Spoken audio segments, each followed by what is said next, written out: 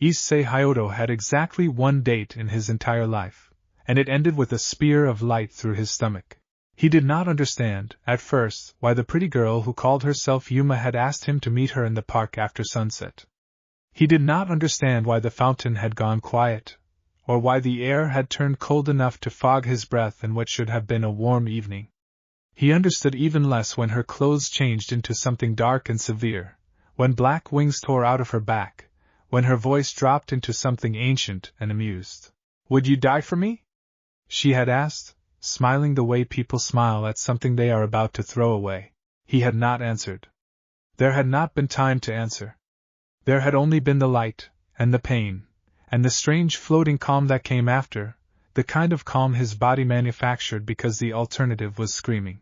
He lay on the grass and watched the stars come out through a haze that was equal parts blood loss and disbelief, and he thought, with the kind of clarity that only shows up when a person is dying, that he had wasted his life on very stupid things. He had wanted, more than anything, to see a girl's swimsuit up close and admit that a normal person would call that failure. He had spent his final hours trying to impress someone who had been counting down the seconds until she could kill him. It was not a good final thought. He wished he'd had a better one ready. "That's a very sad thing to be thinking," said a voice above him. It was warm and unbothered by the amount of blood in the grass, and it belonged to a girl with crimson hair who had not been there a moment before and was now kneeling over him like this was the most natural place in the world to be. Her eyes were the same green as something growing, and they studied him without pity, which he appreciated even as the world narrowed to a tunnel. "I don't want to die," he told her, because it seemed important that someone knew. "Then don't," she said, and pressed her palm flat against his chest. He expected it to hurt more. Instead there was warmth, spreading out from her hand like a struck match catching a whole field, and the tunnel around his vision widened instead of closing. He heard, very distantly, words in a language he didn't know, syllables that curled at the edges like they were older than the concept of edges, and beneath the crimson-haired girl's murmuring he heard something else. A second sound underneath the first, that did not belong to her at all. It was a tick, steady, patient, indifferent to the blood in the grass and the girl's spell, a single ticking sound that seemed to come from everywhere and nowhere, from inside his own ribs, from the space between one heartbeat and the next. He would spend a long time later trying to describe that sound to people who had not heard it, and he would never manage it properly, because it was not a noise so much as an idea given a pulse. It was the sound of a clock that had existed before there was anything to keep time on. The crimson-haired girl's spell should have simply ended his life and rebuilt it around a new master, a clean transaction, soul for soul, the kind of magic her family had performed 100 times before without complication. That was the plan. That was how it always went. That was not what happened. Something reached up out of Issei, or reached down into him, he was never sure which direction it counted as, and it took the crimson-haired girl's spell and turned it over in invisible hands the way a person turns over a coin to check both sides. The ticking sound grew louder. The stars overhead seemed to stutter, holding still for one impossible heartbeat, and then resuming, as if the sky itself had blinked. Issei felt his own dying stretch out, thin as wire, and somewhere in that stretched moment he understood, without words, exactly how many seconds he had left before the light finished the job the fallen angel started. 4. He had 4 seconds. He did not think about what 4 seconds meant. He simply, instinctively, the way a drowning man claws for the surface, reached for one of them and refused to let it end. The girl above him gasped, and her spell guttered like a candle in wind, and for a moment that had no length at all, nothing in the world moved. The grass did not sway. The blood did not spread. The girl's crimson hair hung frozen mid-drift, caught between one gust and the next. Issei lay in the center of a held breath the size of the universe, and somewhere very far away, that patient tick sounded once more. Then time exhaled, and the spell finished, and he was alive. He woke up screaming, not from pain, but from the memory of that held second, the impossible stillness that had wrapped around him like a second skin he had not asked for, and could not take off. The crimson-haired girl was staring down at him with an expression he did not have a name for yet, something between wonder and alarm, and behind her stood 2 other girls he had never met, one dark-haired and smiling in a way that did not reach her eyes, one small and silver-haired and utterly unreadable. What, the crimson-haired girl said slowly, did you just do? I don't know, Issei admitted, because it was the only true thing he had. His chest didn't hurt anymore. There was no wound, no blood on his shirt, nothing but the phantom ache of a memory his body was trying very hard to forget.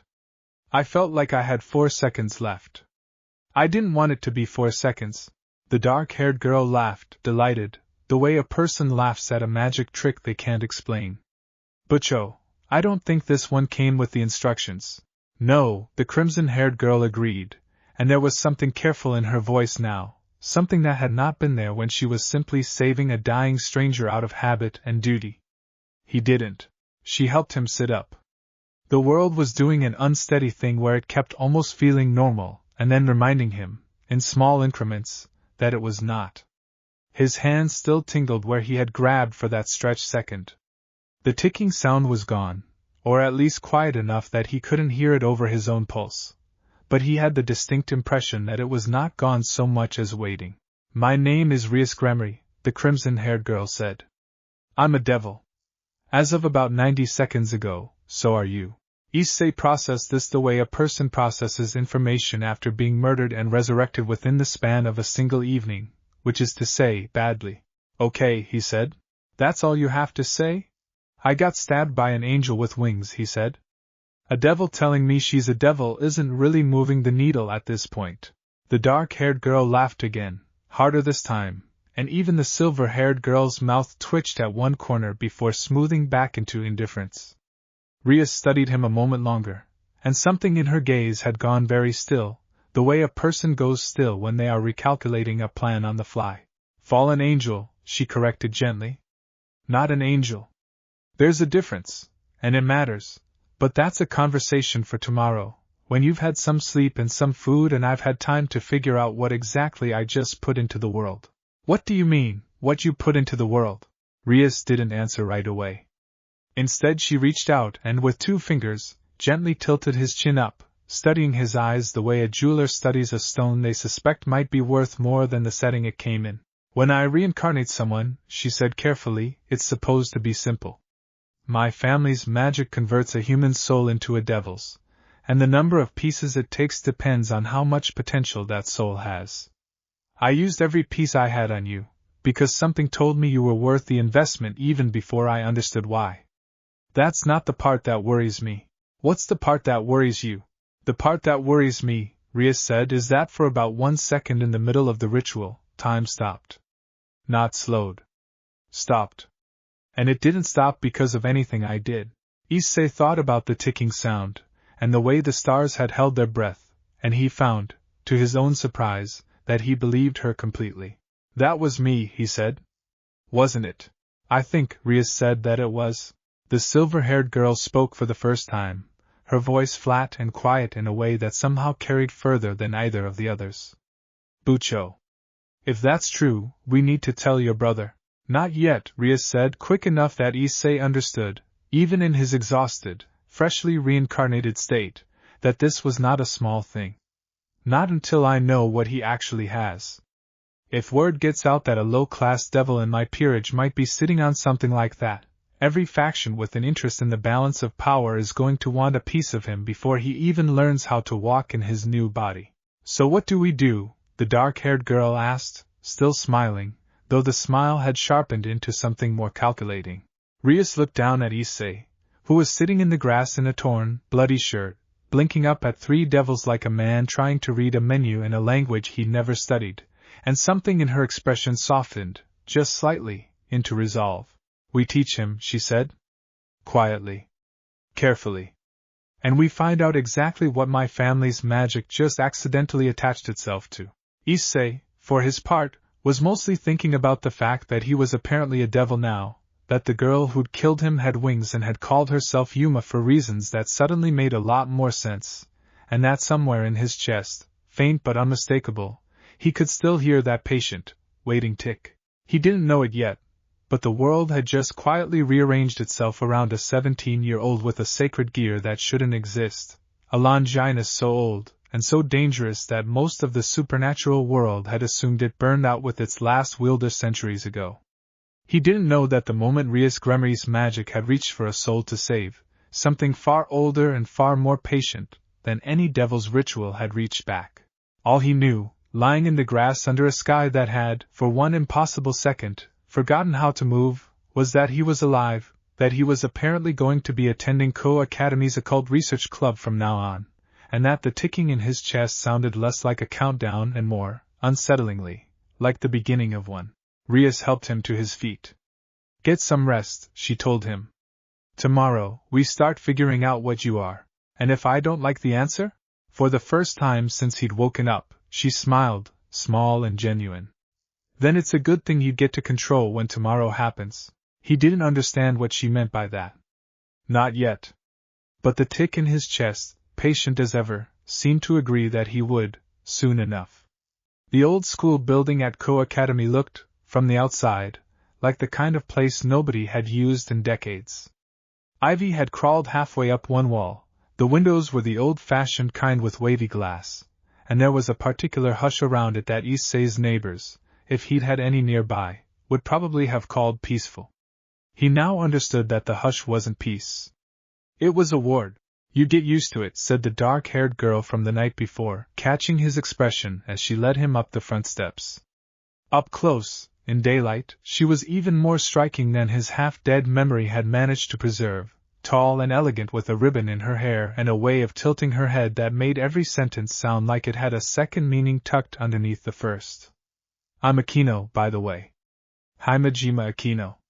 I don't think we were properly introduced while you were busy coming back to life." "Issei Hyoudou," he said, because it seemed like the polite thing to do, even though she clearly already knew. "I know," Akino said, delighted. "Bucho has been talking about you all morning."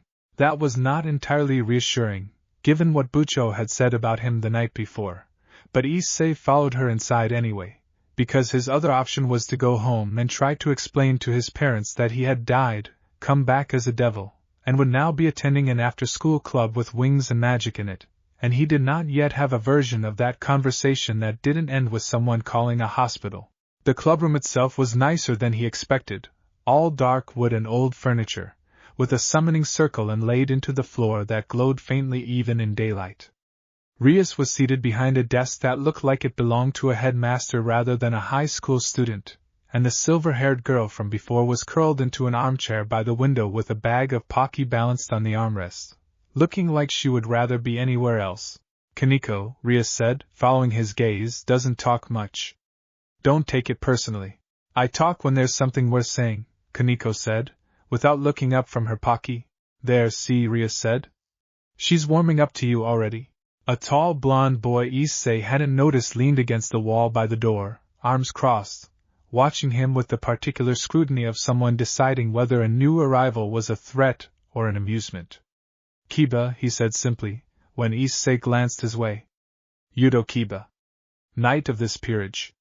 Try not to die again, it's bad for club morale." "Noted," Issei said weakly. Rias gestured for him to sit, and once the room had settled into something resembling order, she folded her hands on the desk and looked at him with the kind of focus that made him feel like a puzzle someone had finally decided to solve properly. "Do you remember what I told you last night?" she asked. "About what happened during your reincarnation." "You said time stopped," Issei said. "For a second." "For exactly 1 second, Rias said. "I've checked with Akino, and she felt it too." Koneko felt it. Even Kiba, who was 2 towns over at the time, says his internal sense of things being where they were supposed to be got knocked sideways for a moment, he can't fully account for. "That's not a small effect," Issei. "That's the kind of thing that shows up in old texts as the death of a god, not the birth of a devil. So what am I supposed to do with that?" "For now, nothing dramatic," Rias said. "We're going to test it, carefully, in a controlled space, with people who know what they're looking at. I'd rather find out what you can do here, in this room, than have you discover it accidentally in the middle of a fight where the wrong person is watching." Akino produced, from somewhere behind the desk, a simple wooden training sword and set it on the floor a few feet from where Issei was sitting. We're going to start small, she said, cheerful in a way that made Issei immediately suspicious. Bucho wants you to try to affect that sword. Just the sword. Nothing more ambitious than that. Affect it how?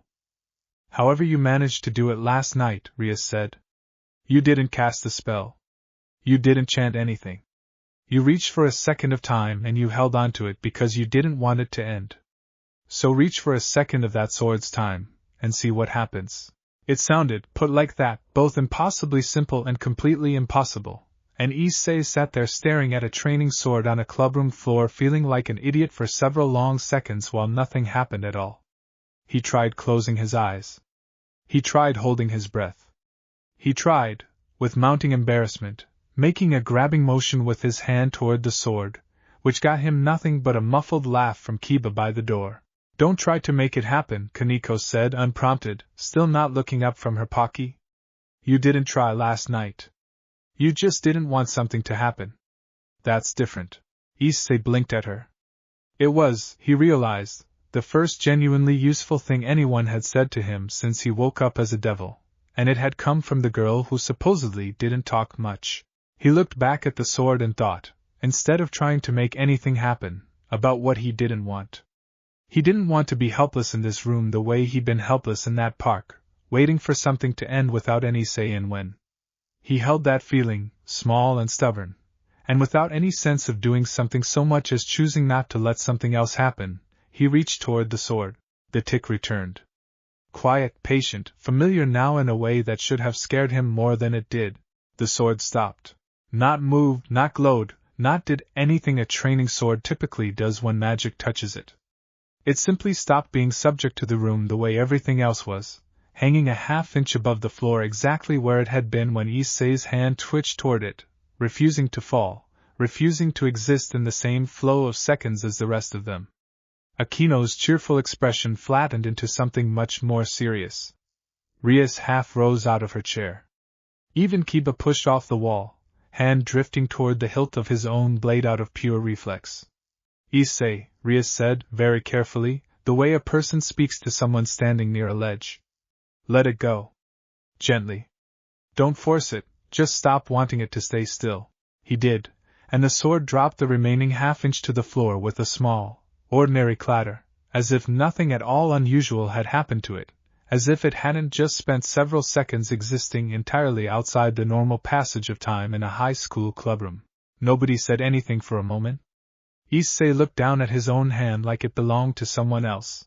How long was that? He finally asked. About 4 seconds, Kiba said low. It felt like half a second to me, Issei admitted.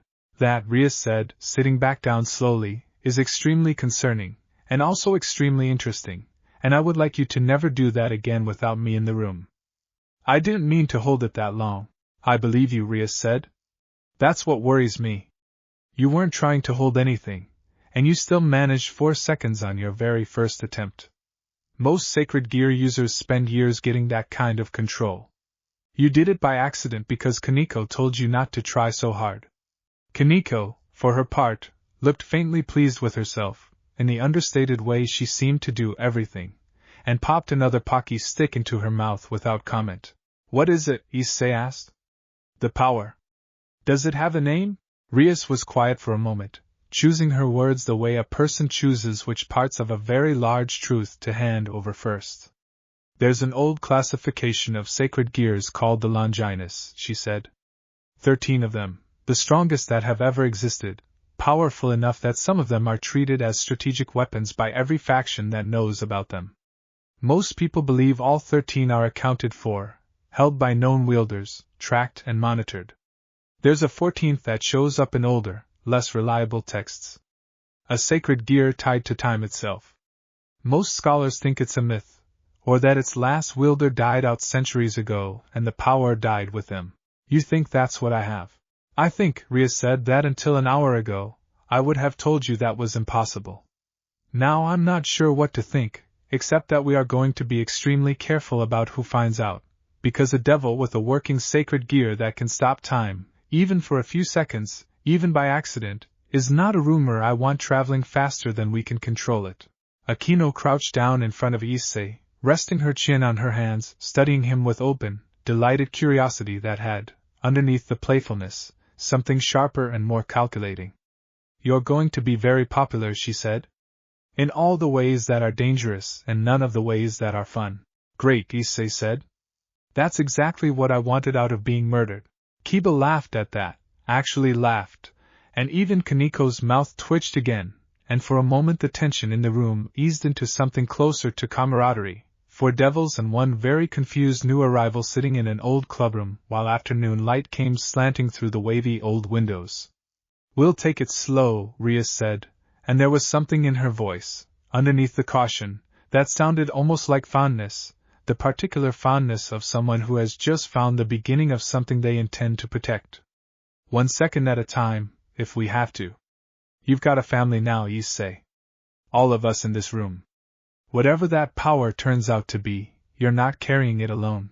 Issei looked around the room, at Akino's sharp smile, at Kiba's easy confidence, at Koneko's small unreadable face still fixed on her Pocky, at Rias watching him like he was something worth protecting rather than something to be afraid of, and he thought, not for the first time since waking up in the grass the night before, that his life had gotten enormously, terrifyingly complicated in the span of about 18 hours. He also thought, quietly, that he didn't hate it. The tick in his chest, for the moment, had gone still. A week into being a devil, Issei had learned 3 things about himself that he had not known a week before. The first was that he could, with effort, hold a single small object outside the flow of time for up to 7 seconds before the strain gave him a headache that felt like his skull was being wrung out like a towel. The second was that the moment he tried to extend that effect to anything living, even something as small as a moth Akino had produced for the experiment, his nose started bleeding and Rias called an immediate stop.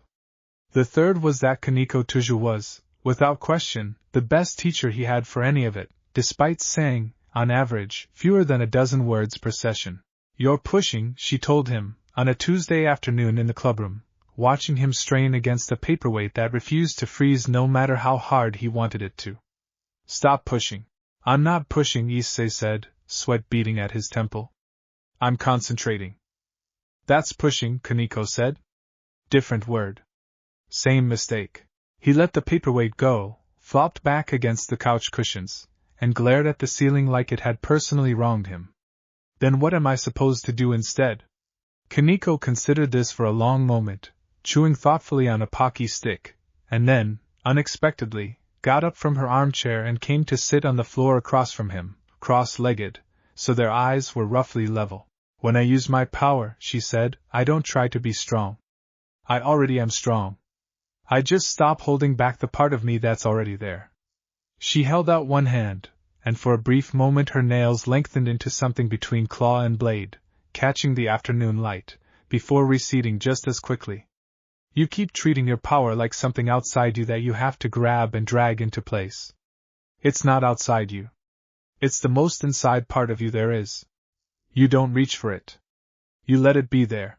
Issei sat up slowly, turning that over. "That's annoyingly zen for someone who's fighting me over the last Pocky stick."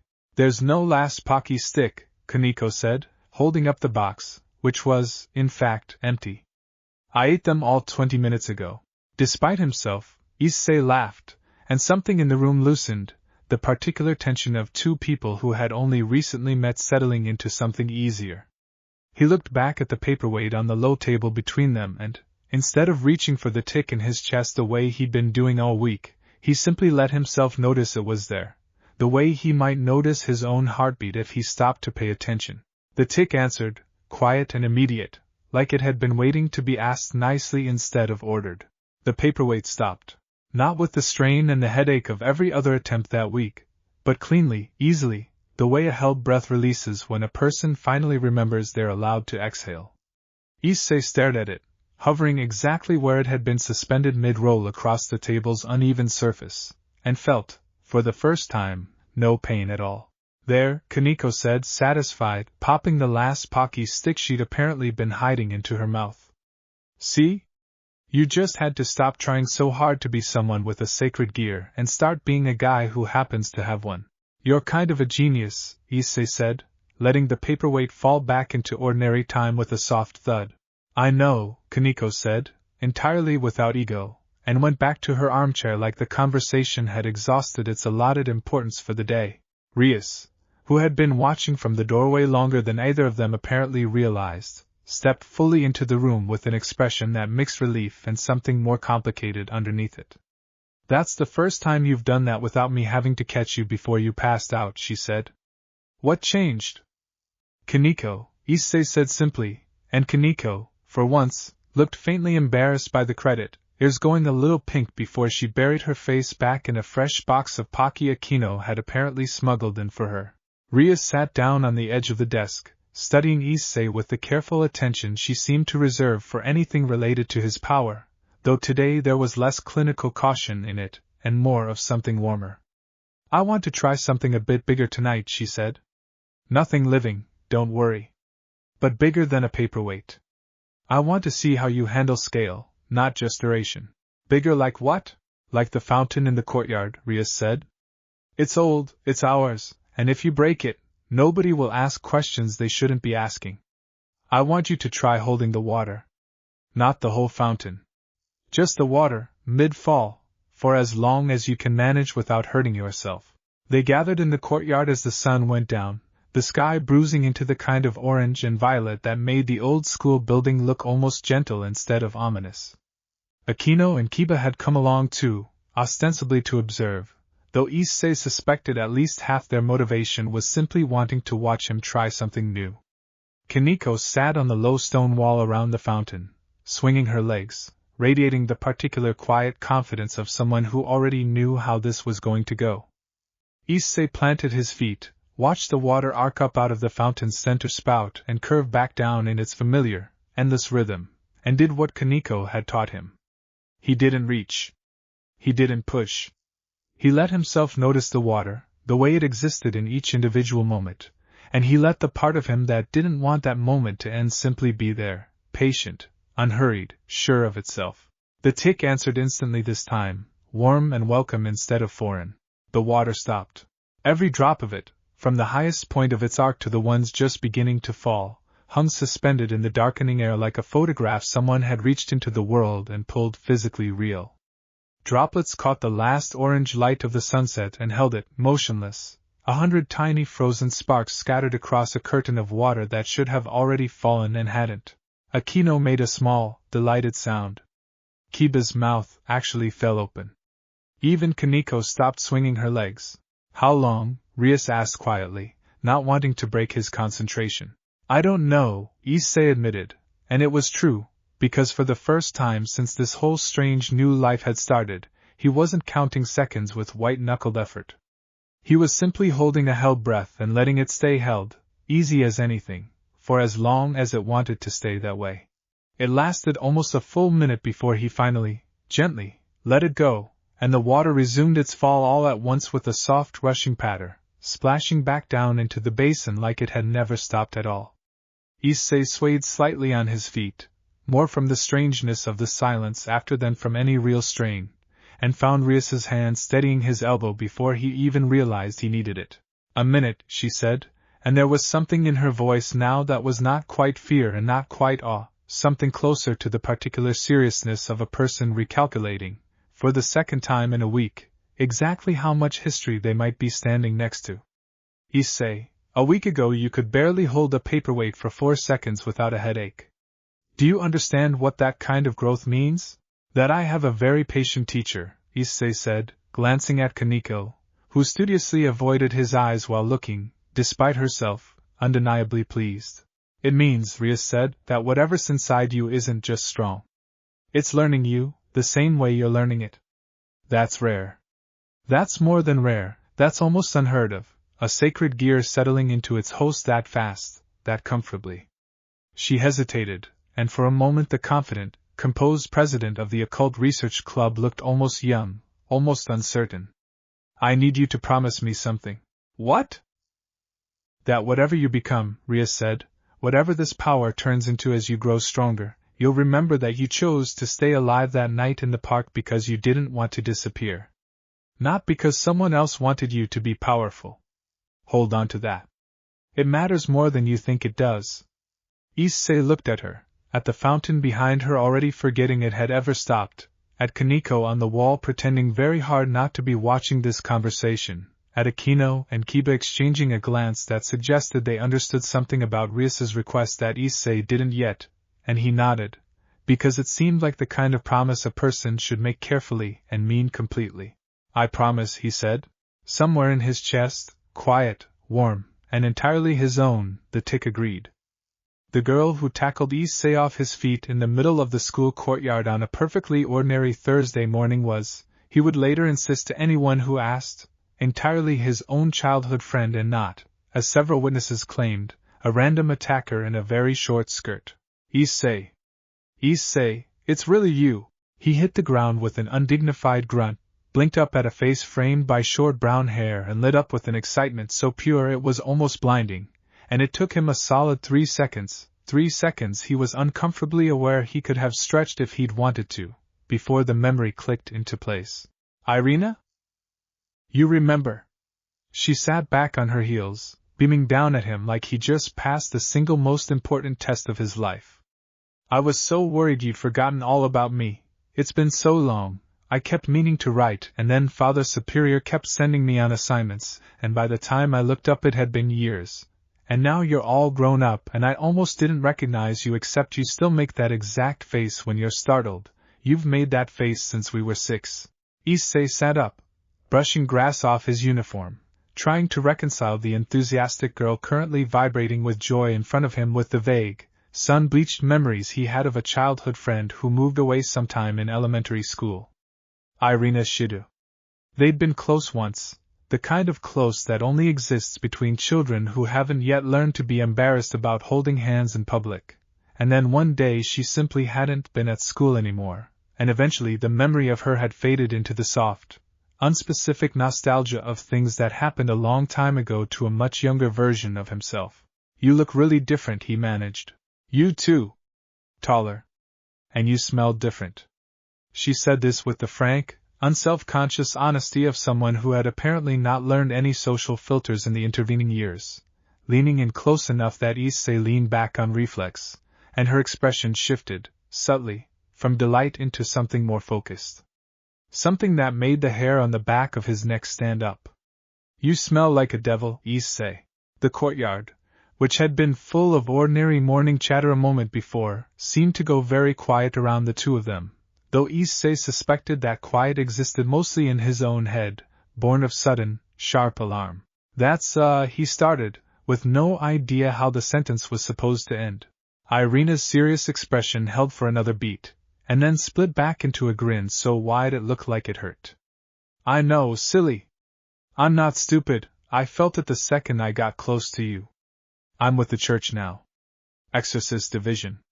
That's actually why I'm here. There've been reports of stray devil activity near Ko and I got assigned to investigate. And imagine my surprise when I show up on my first day and my old best friend from elementary school turns out to be one of the local devils.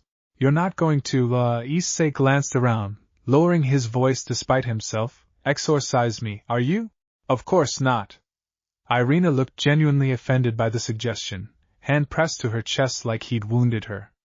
You didn't choose to die, from what I heard, and Michael himself has been pretty clear lately that reincarnated devils who didn't ask for it, and aren't causing trouble are not a priority for the church.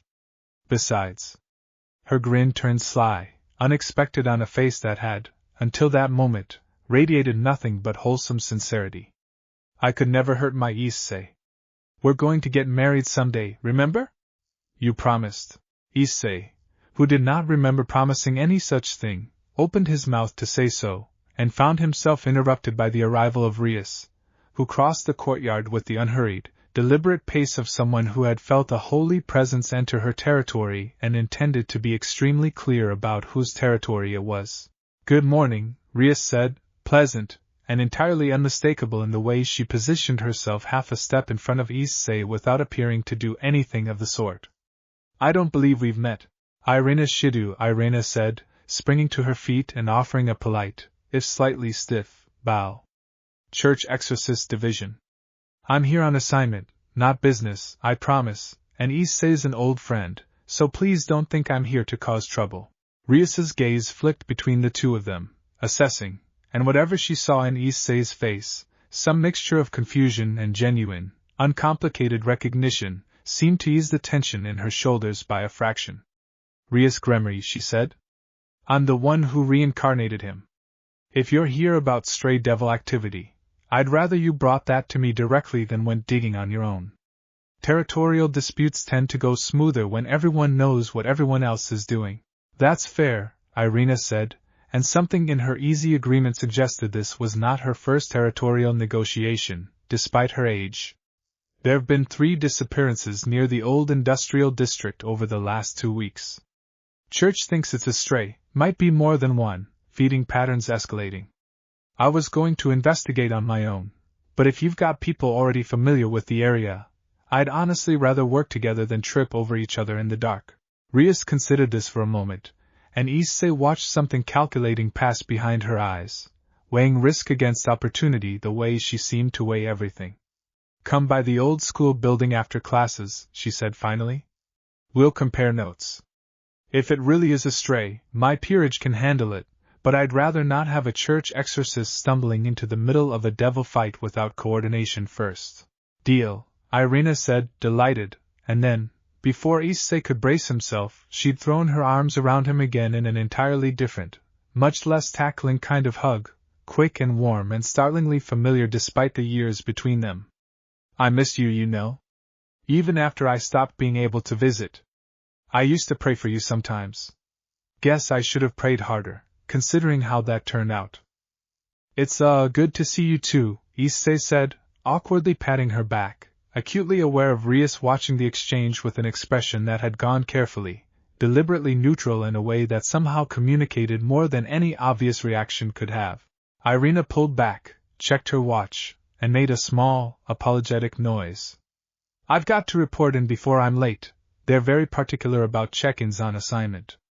But I'll see you after school. She was halfway across the courtyard before she turned back, walking backward for a few steps, calling out with no apparent concern for who else might overhear. Oh, and Issei, whatever weird power you've got now, I could feel it too, not just the devil thing. Something underneath it. Old. That's not normal reincarnation stuff, is it? We should talk about that sometime. Just the 2 of us. She spun back around and jogged off toward the school gates, leaving Issei standing in the courtyard with his childhood friend's laughter still hanging in the air and Rias's very focused attention now settled entirely on him. She felt it, Rias said quietly, once Irina was out of earshot. The power. Through the reincarnation, through everything shielding it. A church exorcist felt it in under a minute of standing near you. Is that bad? It means we don't have as much time as I hope to figure out what you are before other people start asking the same question, Rias said. She didn't sound panicked, exactly, but there was a new tightness at the corner of her mouth that hadn't been there 5 minutes earlier. Irina seems trustworthy, and if she's willing to work with us instead of reporting straight up the chain, that buys us goodwill we didn't have yesterday. But she won't be the last person to notice something's different about you, Issei. Church, fallen angels, other devil families, all of them have people who can sense that kind of thing if they get close enough. We need to move faster than I originally planned. Issei thought about the strange warmth in Irina's hug, the easy, unguarded delight in her voice when she'd recognized him, the offhand mention of an old childhood promise he genuinely could not remember making, and underneath all of it, the unmistakable fact that she'd sensed, in less time than it took to cross a courtyard, something in him that even Rias's family magic hadn't fully accounted for. Faster how? He asked. Rias exhaled, turning to watch the gates where Irina had disappeared, her expression thoughtful in a way that suggested she was already 3 steps ahead in a conversation Issei hadn't caught up to yet. Tonight, she said, we stop treating this like careful, cautious experimentation, and start treating it like training. If the world's about to start noticing what you can do, I'd rather you were ready for what happens next than surprised by it. Behind his ribs, quiet and steady as ever, the tick picked up its pace by the smallest possible margin, as if it, too, understood that something in the shape of things had just shifted. The industrial district after dark was the kind of place that made Issei understand, on a visceral level, why every horror movie he'd ever half-watched through his fingers had chosen locations exactly like it. Rusted shutters hung open on buildings nobody had used in a decade. Street lights flickered in a rhythm that felt less like faulty wiring and more like something was deliberately toying with the electricity. The air smelled like old rain and rust and something underneath that, something organic and wrong, that made the fine hairs on Issei's arms stand up before anyone said a word about it. Definitely a stray, Koneko said, quiet and certain, sniffing the air with the particular focus she brought to everything. Recent kill. Less than a day. Cheerful, Issei muttered. They'd assembled at the mouth of the district an hour after sundown, the full peerage minus Kiba, who Rias had left behind to hold the fort at the clubroom in case anything unexpected happened on that end, plus one enthusiastic exorcist in a modified habit that somehow managed to look both practical and absurdly cute, who had shown up exactly on time with a holy sword strapped to her back and a grin that suggested she found the whole situation a great deal more fun than the circumstances probably warranted. I brought snacks, Irina announced, apropos of nothing, holding up a small bag of individually wrapped candies. Stakeouts go better with snacks. This is basic exorcist training, actually, they teach us that in the first year. We're not on a stakeout, Rias said. We're hunting a stray devil that's killed at least 3 people. Sure, but we might be waiting around first, and waiting around is basically a stakeout with extra steps, Irina said, entirely unbothered, popping a candy into her mouth before tucking the rest away. Akino, walking a half-step behind Rias with the loose, easy confidence of someone who genuinely enjoyed this part of the job, glanced sideways at Issei with a small, knowing smile. You get used to her, she said, echoing, almost word for word, what she told him about the old school building on his very first day. Eventually, they moved deeper into the district in a loose formation Rias directed with small hand gestures, the kind of coordination that came from a peerage that had clearly done this before, minus the newest and least experienced member currently doing his best not to trip over the debris littering the cracked pavement. Issei kept his attention split between his footing and the tick in his chest, which had gone from its usual quiet, patient rhythm to something faster, more alert, as if it could sense the same wrongness in the air that Koneko had smelled. The stray found them before they found it. It came out of the shadows between 2 collapsed warehouses with a speed that shouldn't have been possible for something its size, a hulking mass of fused limbs and too many eyes that had clearly once been human and clearly wasn't anymore, its lower half some grotesque fusion of insected legs and what might once have been a car chassis. It let out a sound that was half roar and half something closer to a scream, and lunged straight for the nearest target, which happened to be Issei. Everything after that happened in pieces too fast for him to process in order. He remembered Koneko moving faster than he'd ever seen anyone move, planting herself between him and the stray's descending claws with her bare hands raised, catching the blow with a shockwave that cracked the pavement beneath her feet. He remembered Akino's hands crackling with lightning, twin bolts arcing out to catch the stray's flank and send it staggering sideways with a shriek. He remembered Irina's holy sword flashing silver-white as she closed the distance with a speed that seemed to defy the weight of the armor she wore, carving a line of light across one of the creature's many limbs. And he remembered, with a clarity that would stay with him long after the rest of the fight blurred, the moment the stray, wounded and furious, turned its attention away from Koneko and toward Rias, who had been in the middle of gathering her own destruction magic and was, for one unguarded second, exposed. He didn't think. He didn't have time to think. He simply refused, with every stubborn fiber of himself, to let that second happen the way it was about to happen. The tick surged, louder than it had ever been, loud enough that for a heartbeat it drowned out the sounds of battle entirely, and the world around Issei went thick and slow, honey poured through cold water, every motion around him stretching out into something he could suddenly see with impossible clarity. The stray's claw, already swinging toward Rias, hung suspended halfway through its arc. Akino's next lightning bolt hovered, frozen, a jagged white line burned into the darkness. Even the falling debris kicked up by the fight hung motionless in the air like a photograph of chaos rather than chaos itself. Issei moved. He crossed the distance between himself and Rias in a handful of steps that felt, to him, unhurried, almost lazy, though later Koneko would tell him it had looked like he simply vanished and reappeared. He got a hand on Rias's shoulder and pulled her backward, out of the path of a claw that, When time resumed a heartbeat later, swept through empty air exactly where she'd been standing. The stray, confused by the sudden absence of its target, stumbled, and that stumble was all Koneko needed. She was on it in an instant, driving both fists into the mass of fused limbs with a force that sent cracks spidering out across its carapace.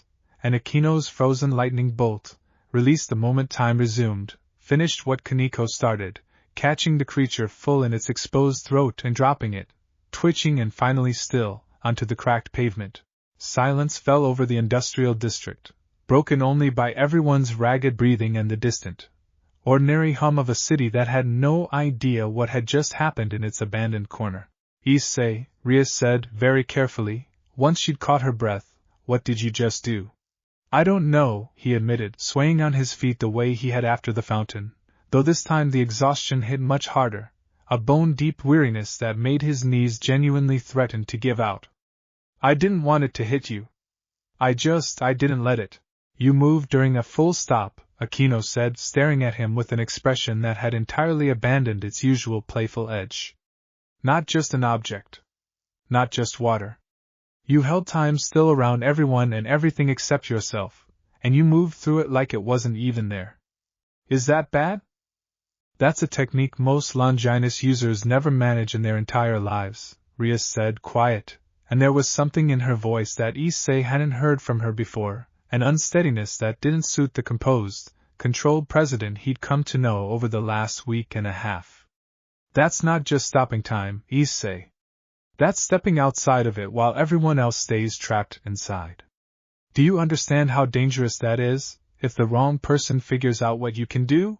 Koneko, wiping stray devil residue off her knuckles with grim efficiency, glanced over at him with an expression that was trying, and mostly failing, to hide genuine concern underneath its usual flatness. You look like you're about to fall over, she said. Sit down before you do it for real.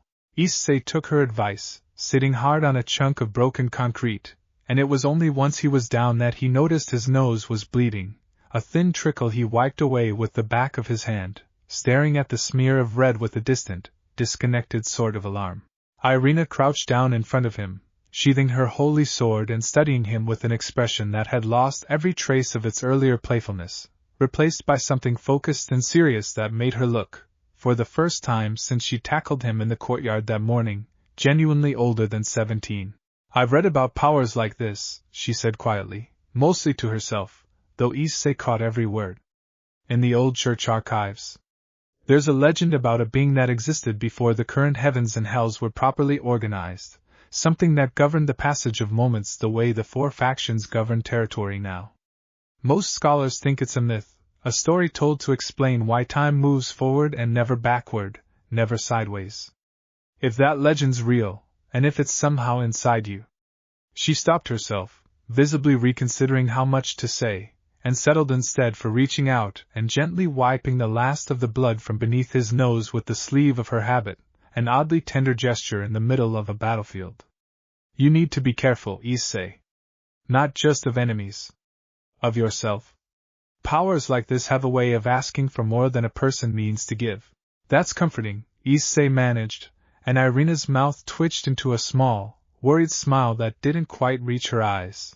Rias knelt down on his other side, checking him over with the brisk, efficient care of someone who had clearly done this for wounded peerage members before, though her hands, when they finally settled on his shoulders, lingered a beat longer than the examination strictly required.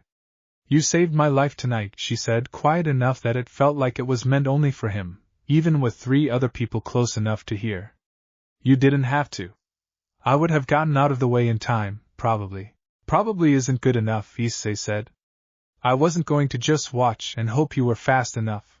Something shifted in Rias's expression, something she didn't quite let all the way onto her face but that Issei caught anyway, in the small softening around her eyes, the way her hand tightened, just slightly, on his shoulder before she made herself let go and stand back up, brisk and businesslike again, though not quite as convincingly as before.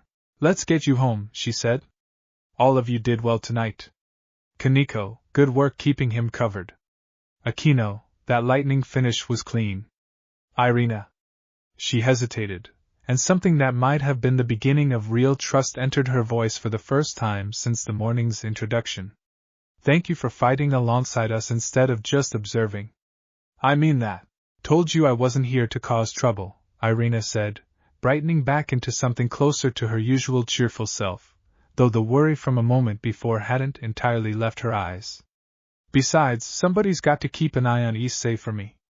Wouldn't want anything happening to my future husband before the wedding. We are not getting married, Issei said, for what he suspected would be the first of many, many times. That's what you say now, Irina said unbothered, helping him up off the concrete with a strength that belied her cheerful demeanor. But you'll come around. You always do. You still owe me a promise ring from when we were 7, you know. I've been very patient about it. Koneko, falling into step on Issei's other side as they made their way back out of the industrial district, gave Irina a long, flat look that Issei couldn't quite read, something assessing and faintly territorial underneath its usual blankness, before turning her attention pointedly back to him instead. You did good tonight, she said, quiet, just for him. Scared me, moving like that. But you did good. Thanks, Issei said, and meant it more than the single word could really carry. Behind them, Akino lingered a moment over the stray's fallen body, murmuring something in the old language Rias's family used for their magic, and a moment later the creature's remains dissolved into ash and scattered on a wind that hadn't been blowing a moment before, leaving no trace behind for anyone ordinary to stumble across in daylight. They walked back toward the school in a loose cluster, 5 very different people bound together by circumstances none of them had fully chosen, and Issei, exhausted and bleeding and more alive than he'd felt since the moment before Yuma's spear had gone through his stomach, found himself thinking that whatever this power inside him actually was, whatever ancient, dangerous thing had decided to answer Rias's magic that first terrible night, he was, for the first time in longer than he could remember, genuinely glad to still be here to find out. The tick in his chest, worn out from the effort of the fight but unmistakably content, settled back into its familiar patient rhythm, keeping time, as it always did, at exactly the pace he needed it to. Above them, the street lights of the industrial district finally stopped flickering, and somewhere far across the city, in a place none of them could yet see, something old and patient of its own turned its attention, for the first time, toward the strange new pulse of power that had just announced itself to the world. Whatever it was not finished watching. Issei slept for 11 hours after the fight in the industrial district, and woke up feeling like his body had been borrowed by someone else, and returned in slightly worse condition. He lay in bed for a long moment staring at his ceiling, listening to the familiar, faint tick in his chest, before he found the will to get up, and even then it took a cup of the strongest tea his mother kept in the kitchen before he felt human again, or at least devil enough to function. He found Rias waiting for him in the clubroom that afternoon. Alone, no Akino with her sharp smiles, no Koneko with her Pocky, no Kiba leaning against the wall with his easy confidence. Just Rias, seated at her desk, a cup of tea cooling untouched in front of her, watching the door as if she'd been waiting there for some time. You look better, she said, once he'd settled into the chair across from her. How do you feel? Like I got hit by a truck that was also somehow made of time, Issei said. Is that normal? After doing whatever I did last night? No, Rias said, honest in a way he appreciated. Nothing about what you did last night was normal. I've spent most of today going through what records I have access to, trying to find any precedent for a sacred gear user stepping outside a full stop and moving freely while everything else stayed frozen. I found exactly one reference, in a text so old the translation is more guesswork than certainty. And even that reference described it as something closer to legend than history. That's not reassuring. No, Rias agreed. It isn't. She was quiet for a moment, turning her teacup slowly on its saucer without drinking from it, and when she spoke again her voice had softened into something more personal, less like the careful, strategic president managing a valuable asset and more like a girl who had genuinely been worried about someone she cared for. You scared me last night. Not because of what you did. Because of how easily you did it, and how much it cost you afterward, and because you didn't hesitate for even a second before you spent that cost to keep me safe. I wasn't going to just stand there, Issei said again, the same thing he told her the night before, because it was still just as true. I know, Rias said. That's what scares me. You have a power that could, if it grows the way it's growing, reshape entire battles, maybe entire outcomes that were supposed to be fixed and unchangeable. And you're the kind of person who'll spend that power recklessly for people you've known less than 2 weeks, without a second thought for what it costs you. She looked up at him, and there was something raw in her expression that he hadn't seen from her before, not fear exactly, but something adjacent to it, the particular vulnerability of someone who has started caring about an outcome more than they meant to. I don't want to lose you to your own power before you've even learned what it's for. You won't, Issei said, with more certainty than he probably had any right to feel, given that he'd known about his own sacred gear for less than 2 weeks. I promise you, remember? I'm not disappearing. Not for anyone, and not because some old power decides it wants more of me than I'm willing to give. Rias studied him for a long moment, and then, slowly, a small, genuine smile broke across her face, chasing away most of the shadow that had settled there. You're very stubborn for someone who's only been a devil for 2 weeks. I've been told, Issei said. Usually right before someone tries to talk me out of something. I'm not going to try, Rias said. I learned that lesson already. I'm just going to make sure you're strong enough, and smart enough, to survive being that stubborn. She rose from behind the desk and came around to stand in front of him, and for a moment he thought she might say something else, something that hovered at the edge of her expression but never quite made it to words, before she settled instead for resting a hand briefly on his shoulder, warm and steady. Get some rest today. Real rest, not training. Tomorrow we start again, properly this time. There's a lot more world out there that's about to start noticing you, and I intend for you to be ready for every bit of it. He left the clubroom in better spirits than he'd entered it, and found Koneko waiting outside on the front steps, sitting with her knees drawn up, watching the sunset with the particular stillness she seemed to save for moments when she thought nobody was paying attention. Hey, Issei said, settling down beside her. You slept a long time, Koneko said, not quite a question. Needed it, apparently. She was quiet for a while, and Issei had learned enough about her over the past 2 weeks to know that silence, from Koneko, was rarely empty, that she was usually turning something over before deciding whether it was worth the effort of saying out loud. You moved through frozen time to say Bucho, she finally said. That's not something you learn. That's something you decide, in the middle of everything, without thinking about whether you can afford it. I guess, Issei said. I'd have done the same, Koneko said, quiet, almost too quiet to catch. For any of them. That's kind of the point of a peerage. But you've only known us 2 weeks, and you already moved like it wasn't even a question. She glanced sideways at him, something unreadable in her small, serious face. That's either really brave or really stupid. Can it be both? The corner of her mouth twitched, the closest thing to a real smile she usually allowed herself. Yeah, she admitted. I guess it can.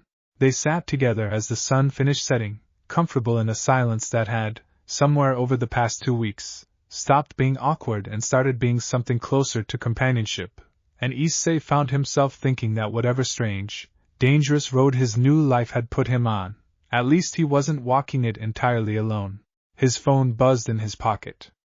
A message from Irina, sent with an enthusiasm that somehow came through even in text. Report went in this morning. Told them the strays handled and I'm staying in the area a bit longer to keep monitoring supernatural activity. Which is true. Mostly. Anyway, I'll see you at school tomorrow, save me a seat at lunch, and don't forget you still owe me that promise ring. Issei stared at the message for a long moment, an odd, warm knot forming somewhere in his chest that had nothing to do with the tick and everything to do with the strange, sudden fullness of a life that 2 weeks ago had contained exactly nobody who cared whether he lived or died, and now seemed determined to fill up with people who very much did. Irina again? Koneko asked, glancing at his phone with an expression that was trying, not entirely successfully, to look uninterested. She wants me to save her a seat at lunch, Issei said. I already sit next to you at lunch, Koneko said, flat, and there was something underneath the flatness that Issei was only beginning to learn how to read, something territorial and quietly determined that made him suspect, not for the first time, that his new life was going to be complicated in ways that had nothing to do with ancient sacred gears or stray devils. "There's room for both of you," he said, carefully diplomatic, and Koneko's only response was a small, non-committal sound that might have been agreement, and might have been something else entirely. Far above Ko, in a sky that had long since finished forgetting the one impossible second it had lost 2 weeks earlier, the stars came out one by one in their ordinary, unhurried way, indifferent to the quiet, steady tick beating inside the chest of a boy who had died once already and had every intention of making sure it never happened again. Somewhere beyond the reach of any devil's sensing magic or any church exorcist's trained awareness, something ancient had noticed the disturbance in the fabric of ordinary time, and had begun, patiently, deliberately, to make its way toward Ko to see for itself exactly what had been born out of a dying boy's refusal to let his own story end. Issei didn't know it yet. He would find out soon enough. For now, he had a promise to keep, a peerage to grow into, and 2 very different, very determined girls both quietly staking their claim on his lunch table, and for the first time since a fallen angel's spear had gone through his stomach in a quiet park at sunset, that felt like more than enough to be getting on with. 3 weeks into being a devil, Issei had developed what he privately thought of as a survival strategy for lunch period, which mostly consisted of arriving at his usual spot under the courtyard tree early enough to set out 3 separate portions of food before either Koneko or Irina could accuse the other of taking more than her fair share of his attention. It rarely worked.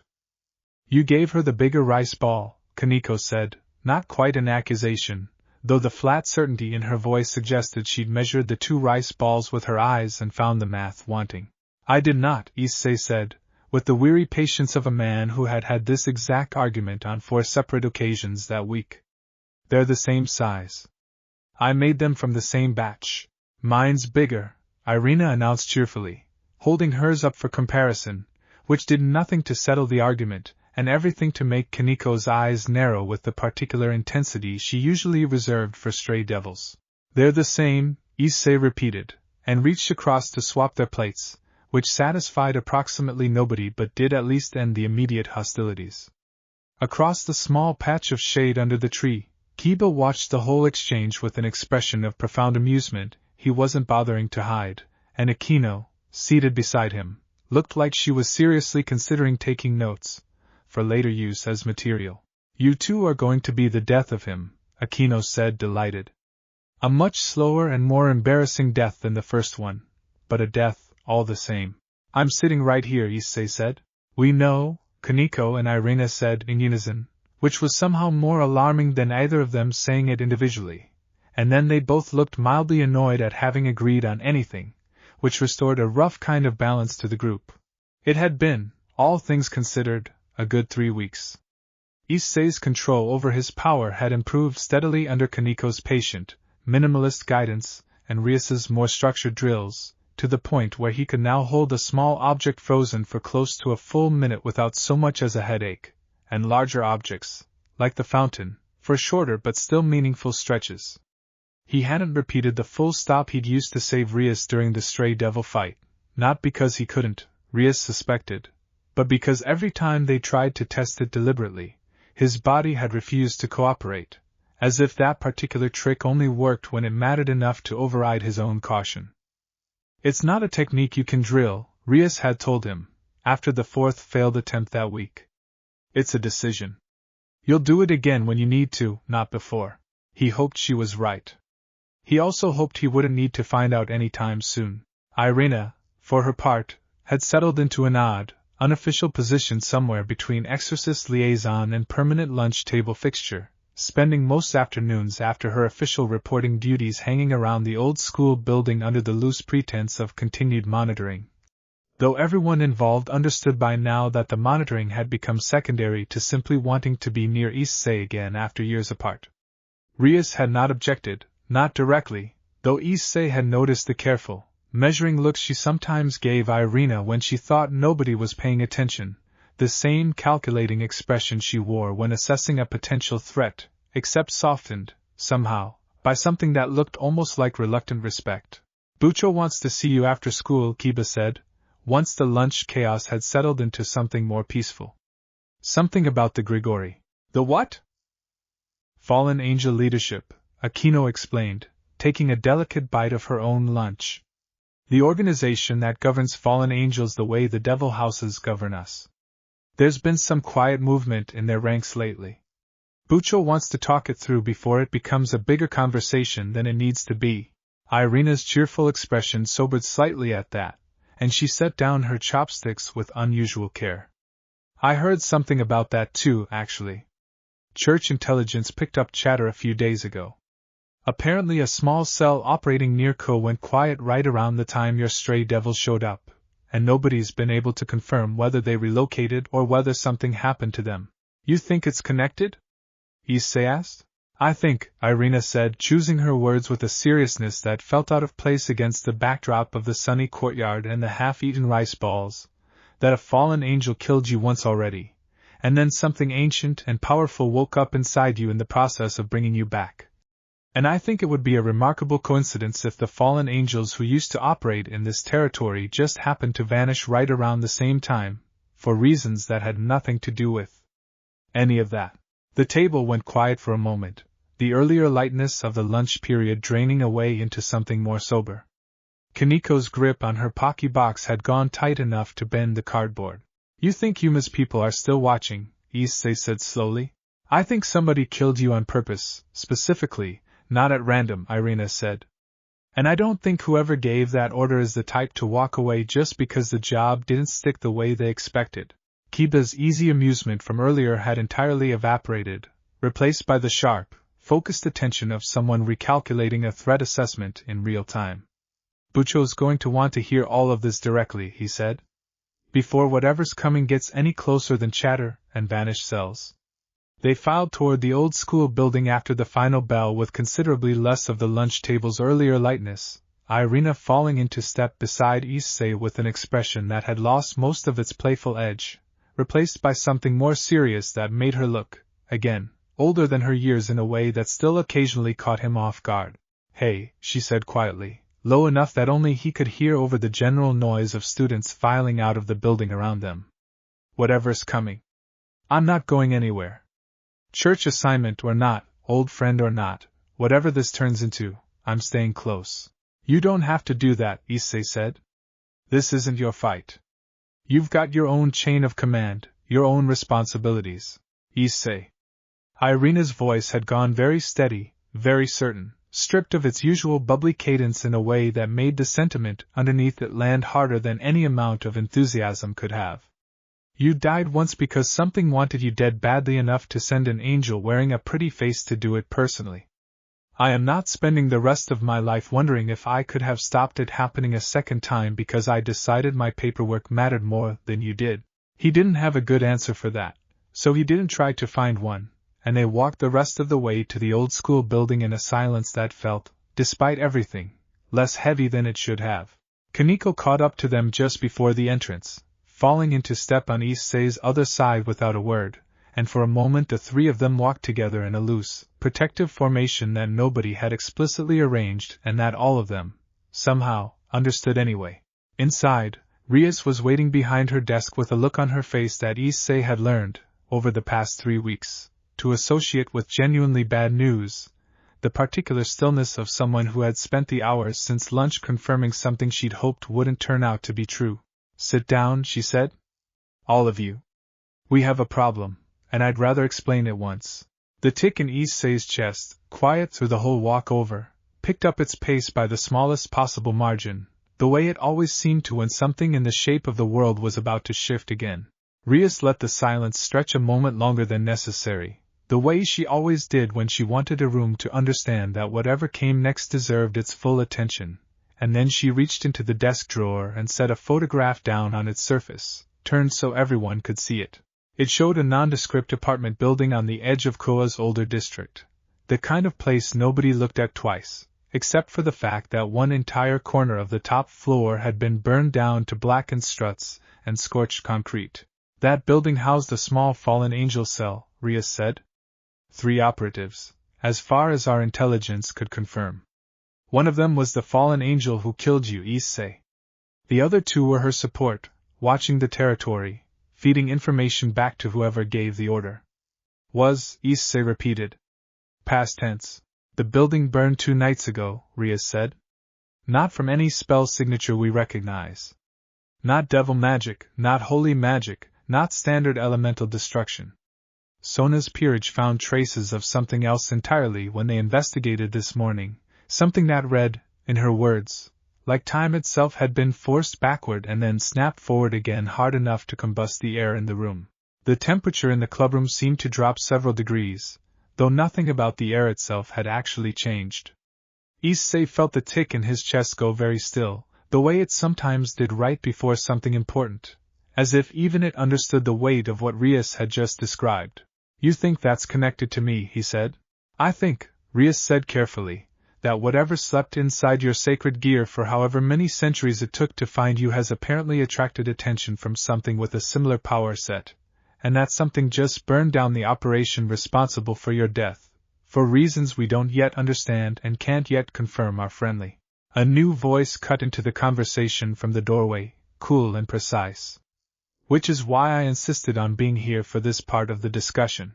Issei turned to find a girl with short black hair and glasses standing in the entrance, dressed in a variation of the uniform that somehow managed to look more severe and more authoritative than the standard version, flanked by a tall boy with silver hair who studied the room with the same careful precision as the girl herself. Issei, this is Sona Citri, Rias said. President of the Student Council, and my closest ally among the devils stationed at this school.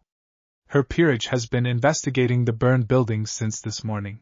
Reincarnated devil, 17 years old, sacred gear of unknown classification currently theorized as a possible Longinus tied to temporal manipulation, Sona said before Issei could introduce himself, reciting the summary with the crisp efficiency of someone who had clearly reviewed a thorough briefing before walking in the door. I've read Rias's notes. I have concerns. Nice to meet you too, Issei said, a little weakly, and Sona's mouth twitched in something that might have been the beginning of amusement before smoothing back into her usual composed seriousness. My concerns aren't personal, she said. They're strategic. Whatever burned that building down did so with a level of precision that suggests deliberate restraint, not carelessness. The fire didn't spread beyond the one apartment. No civilian casualties, no collateral damage to the surrounding structure. That's not the signature of an attack meant to send a message through destruction. That's the signature of something meant to send a very specific message to a very specific audience. Meaning what? Kiba asked. Meaning, Sona said, that whoever did this either wanted the fallen angel cell dead and gone with minimal fallout, or wanted to demonstrate the kind of control they have over exactly what they destroy and what they spare. Possibly both. Neither interpretation is comforting when the power signature in question matches the general category of magic your newest peerage member happens to possess. Rias's fingers tightened briefly on the edge of her desk. You're suggesting there's another temporal power user operating near Ko. I'm suggesting, Sona said, that we should assume there is, until we have solid evidence otherwise, and plan accordingly. If it's an ally, wonderful, we've gained an unexpected advantage. If it's not, your new devil needs to be ready for the possibility that his power isn't as rare as either of us hoped, and that whoever else has it may not share his restraint. The room absorbed that in heavy silence. Issei found himself thinking, uncomfortably, about the moment during the stray devil fight when he'd stepped outside frozen time and moved through it like the rest of the world wasn't even there, and wondering, for the first time, whether that ability had limits he hadn't yet discovered, or whether someone else out there had already pushed far past them. What do we do? He asked finally. For now, we watch and we prepare, Rias said. Sona's peerage will continue investigating the burned building and any further activity in that district. My peerage focuses on getting you stronger and more controlled, faster than we originally planned, because if there's any chance you'll need to face whatever did that, I want you ready before it decides to introduce itself on its own terms. And if it decides to introduce itself before we're ready? Kiba asked. Sona adjusted her glasses, the gesture somehow conveying an entire paragraph of grim calculation. Then we improvise, and we hope your new member's power grows as quickly under pressure as it apparently already has. Irina, who had been quiet through most of the exchange, unusual for her, finally spoke, her voice carrying a weight that made everyone's attention swing toward her. I should report this back to the church.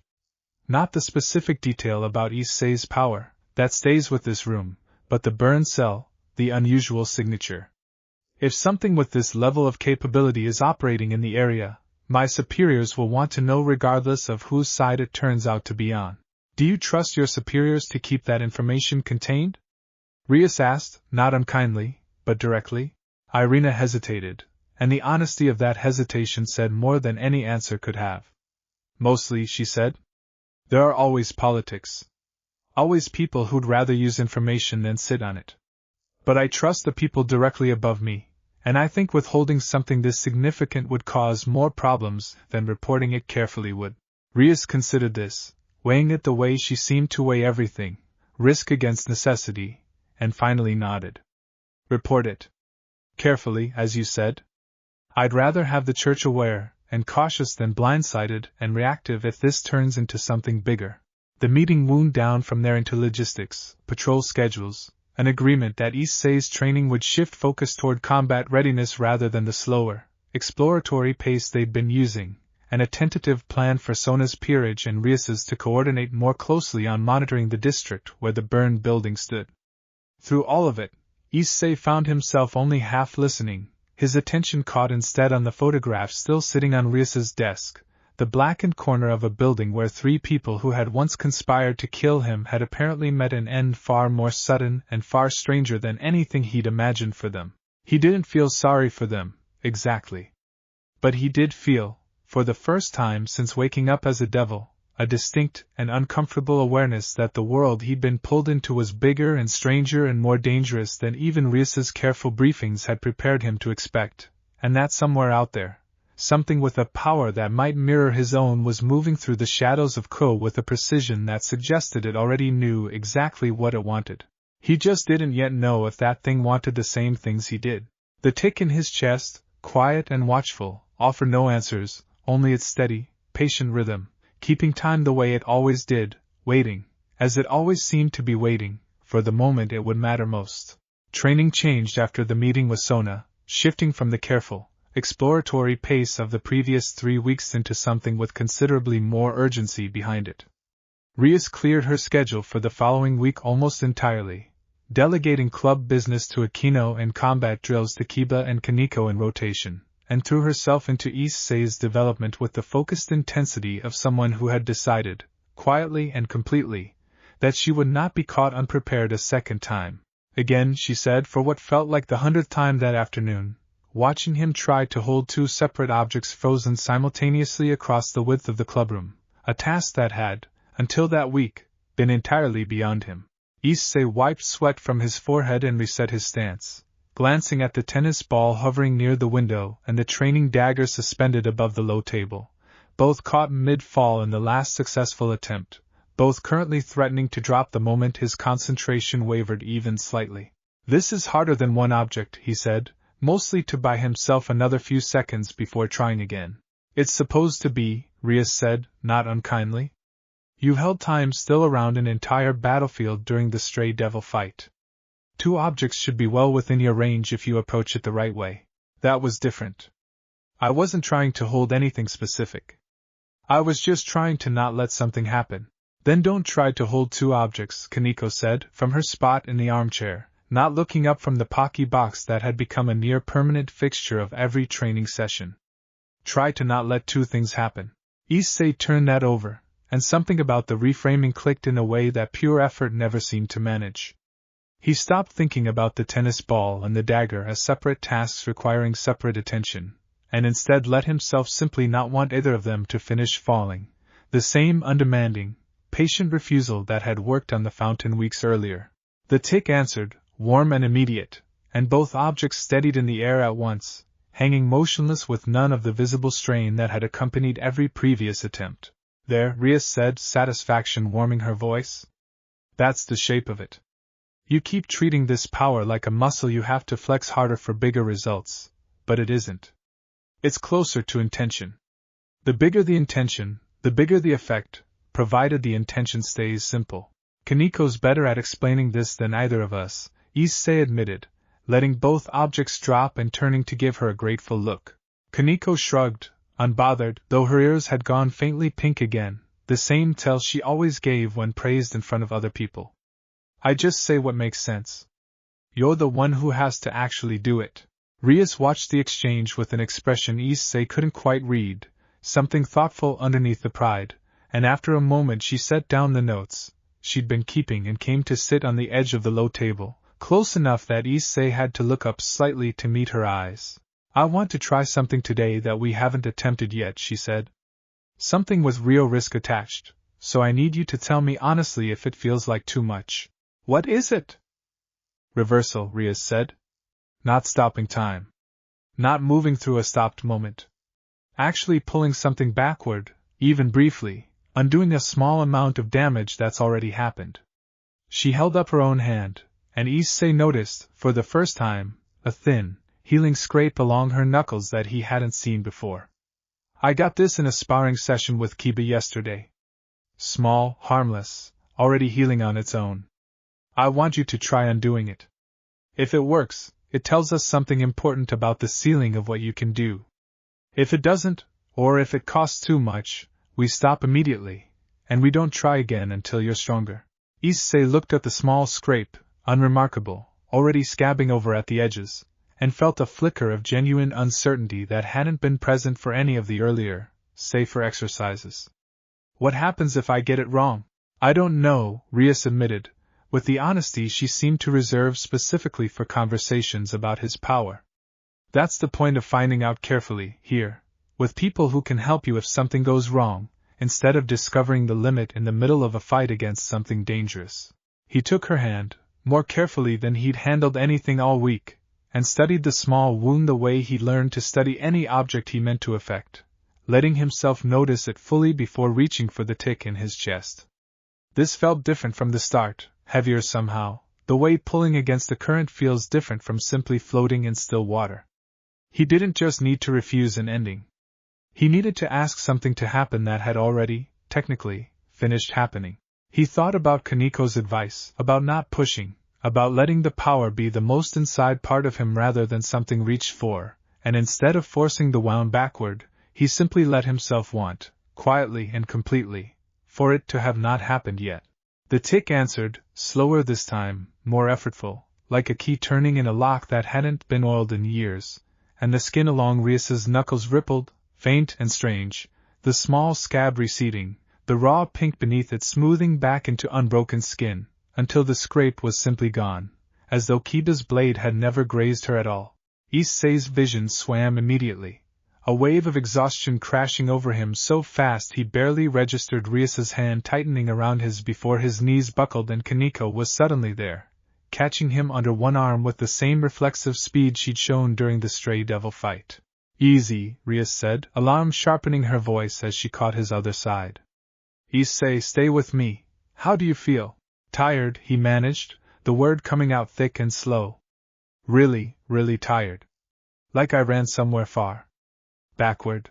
That's an apt description, probably, Rias said, guiding him down onto the couch with Koneko's help, her expression tight with a mixture of concern and barely contained excitement that she was clearly trying to keep in check for his sake. You just reversed a physical wound, Issei. That's not just stopping time or moving through it. That's undoing something that already happened, on a living person, and you did it on your first attempt. Is that bad? It's extraordinary, Rias said. And also exactly the kind of thing I don't want you attempting again without careful preparation, because if reversing a scrape costs you this much, reversing something more serious could cost you considerably more than exhaustion. She smoothed his hair back from his forehead with a gentleness that had nothing to do with training protocol, and for a moment the careful, strategic president gave way entirely to something warmer, more personal. Thank you, she added, quiet.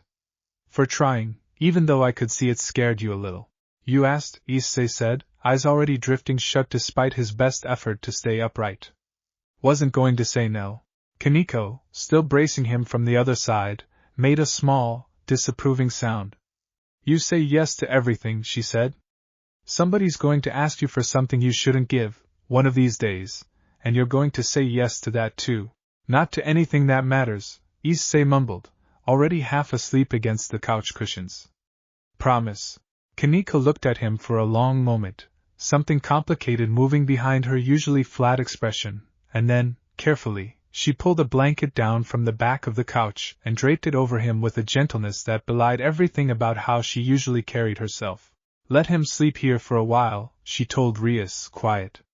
He pushed past something real today. His body needs the rest more than we need the rest of this session.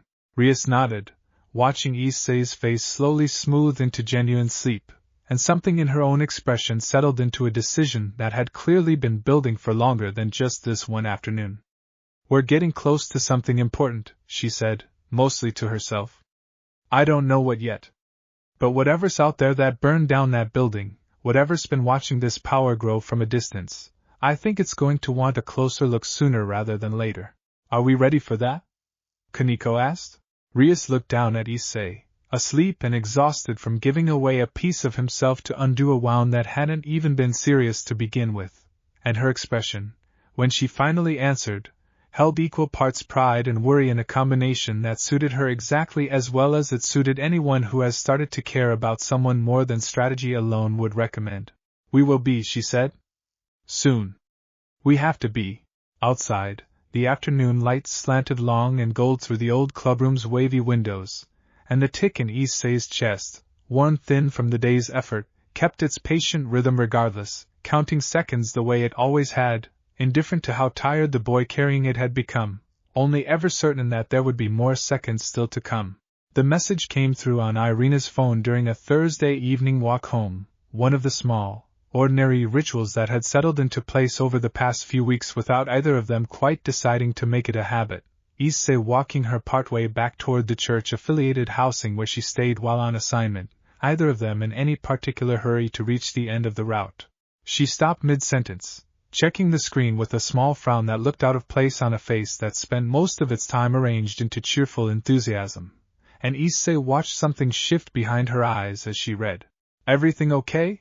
Father Superior wants me back for a consultation, she said, slower than her usual bright chatter, choosing her words with visible care. About my report. The burned building, the unusual signature. That's not good. It's not necessarily bad, Irina said, though the hesitation in her voice suggested she wasn't entirely convinced of that herself. It just means somebody higher up the chain took the report seriously enough to want more detail than I could give in writing. Could be routine. Could be them deciding my assignment here needs closer oversight. Would that mean pulling you off it? Sending you somewhere else? Irina was quiet for a long moment, tucking her phone away and resuming their walk at a slower pace than before, and Issei found himself matching her stride, unwilling to push the question further than she was ready to answer on her own. It could, she finally admitted.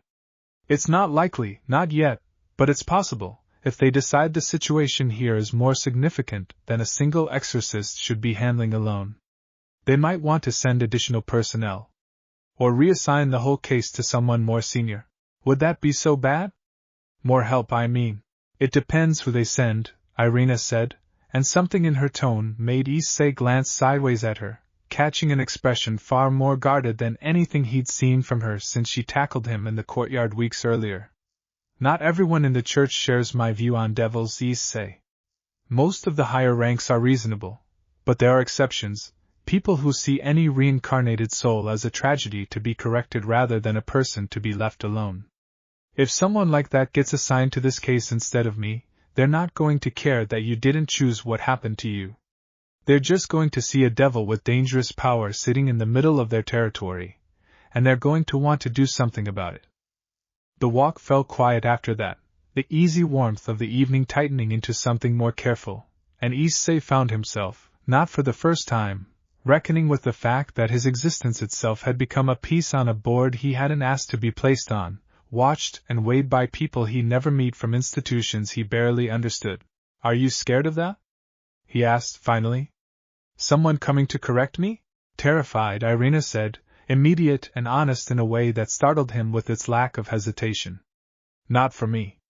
For you. I've seen what a zealous exorcist looks like when they've decided something needs fixing rather than understanding. It's not pretty, and it doesn't leave a lot of room for nuance about who chose what. Then why report it at all?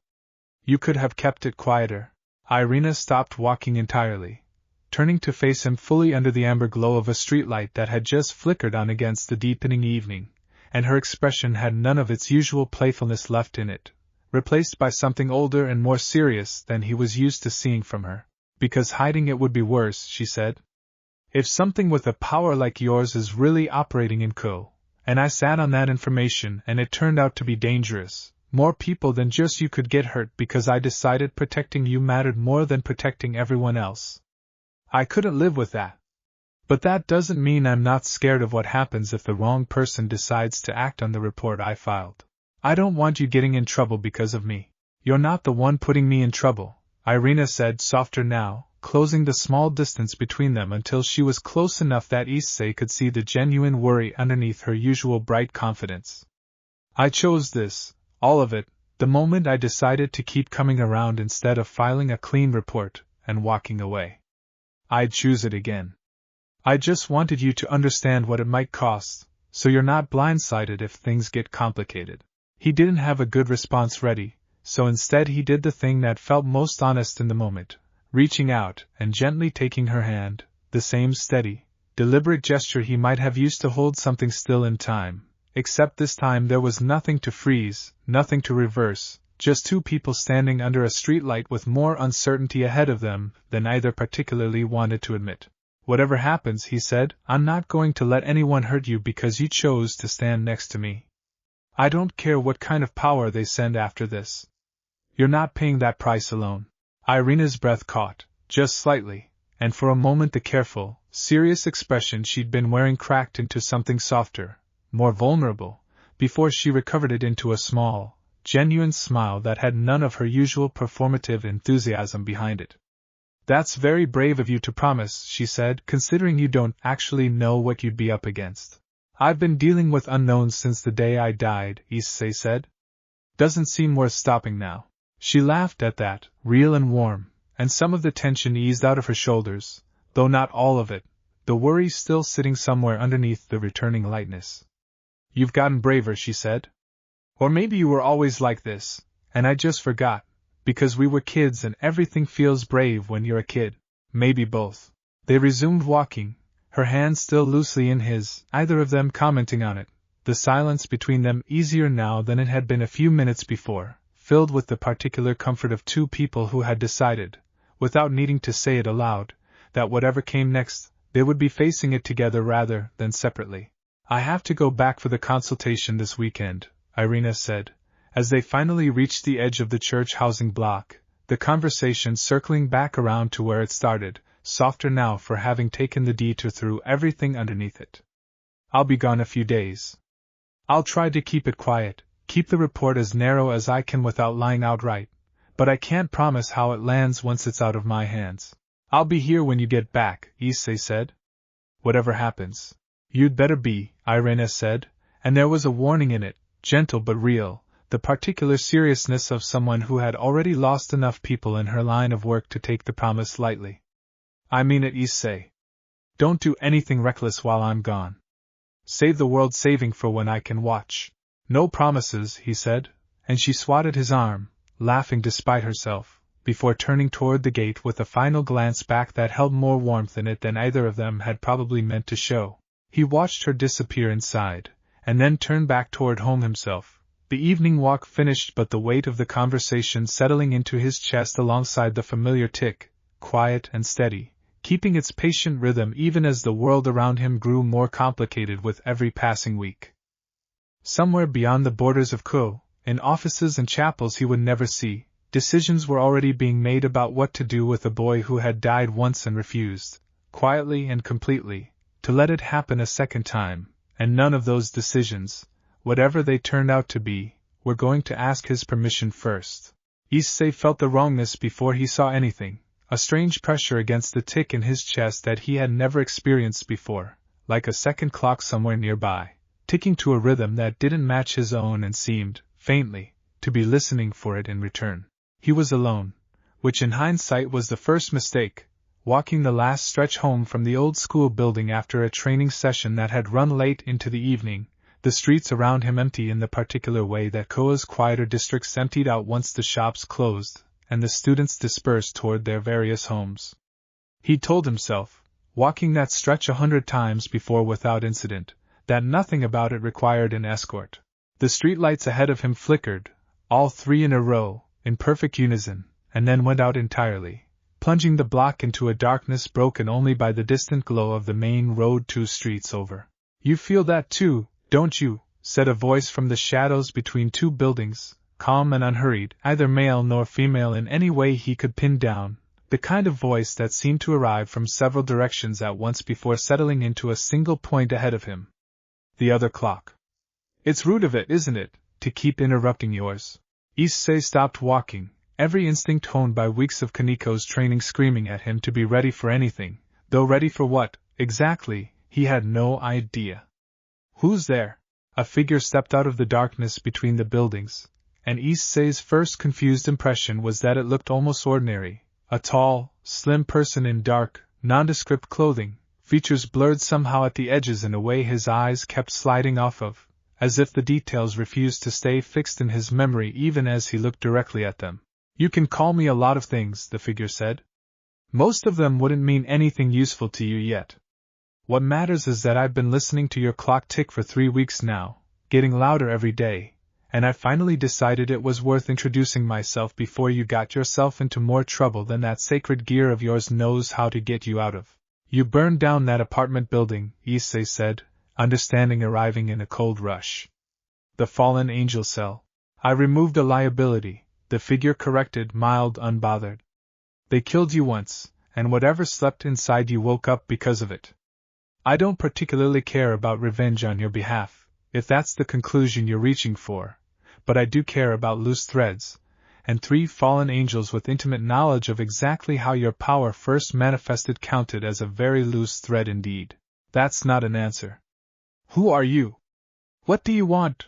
The figure tilted its head, and for a fraction of a second, the blur at its edges sharpened just enough for Issei to catch something that might have been a smile, might have been something else entirely, gone again before he could be certain either way. "I'm someone who used to carry a clock like yours," it said. "A long time ago, before your grandparents' were born, before the current arrangement of heaven and hell and everything between them settled into whatever you'd call normal now. I thought my line ended with me. I was wrong, apparently, and I find that I have opinions about how the world handles being wrong about something that significant."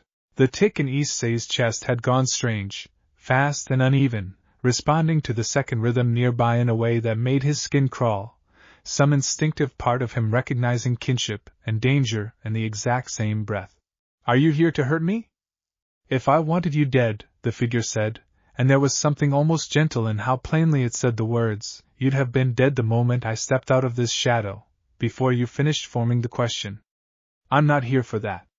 I'm here because a devil's careless magic accidentally woke something that shouldn't have woken yet, on a soul that wasn't remotely prepared to carry it, and I want to know what you intend to do with a gift that powerful before it decides what to do with you instead." "It's not deciding anything. It's mine." "Is it?" the figure said, and the mildness in its voice sharpened, just slightly, into something with an edge underneath. "You reversed a wound on your master 3 days ago. Do you remember how that felt afterward? Not the exhaustion.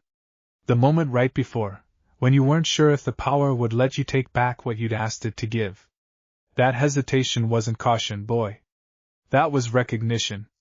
Some part of you already understands that what you're carrying isn't fully yours to command yet, not the way you think it is." Issei's mouth had gone dry.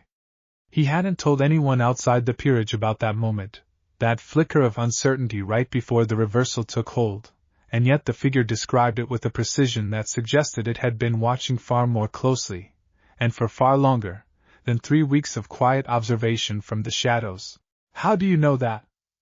"Because I felt the exact same thing, the first time I tried something similar," the figure said. "Centuries ago, when I was young and foolish enough to think a power like this simply obeyed. It doesn't simply obey. Not for either of us. It negotiates. And if you don't understand the terms of that negotiation before something forces you to find out under pressure, it will cost you considerably more than a headache and an afternoon's sleep." The wind picked up between the buildings, cold and sudden, and Issei felt the tick in his chest respond to it, quick and unsteady, as though bracing for something it couldn't quite name. "What do you want from me?" he asked again, quieter this time. "For now, nothing," the figure said. "I wanted to see you. To confirm what I already suspected, that whatever woke up in you is real, and young, and dangerously unaware of its own edges. I'll be watching, from a distance, the way I have been. I won't interfere again unless something forces my hand, the way that fallen angel self forced it 3 weeks ago."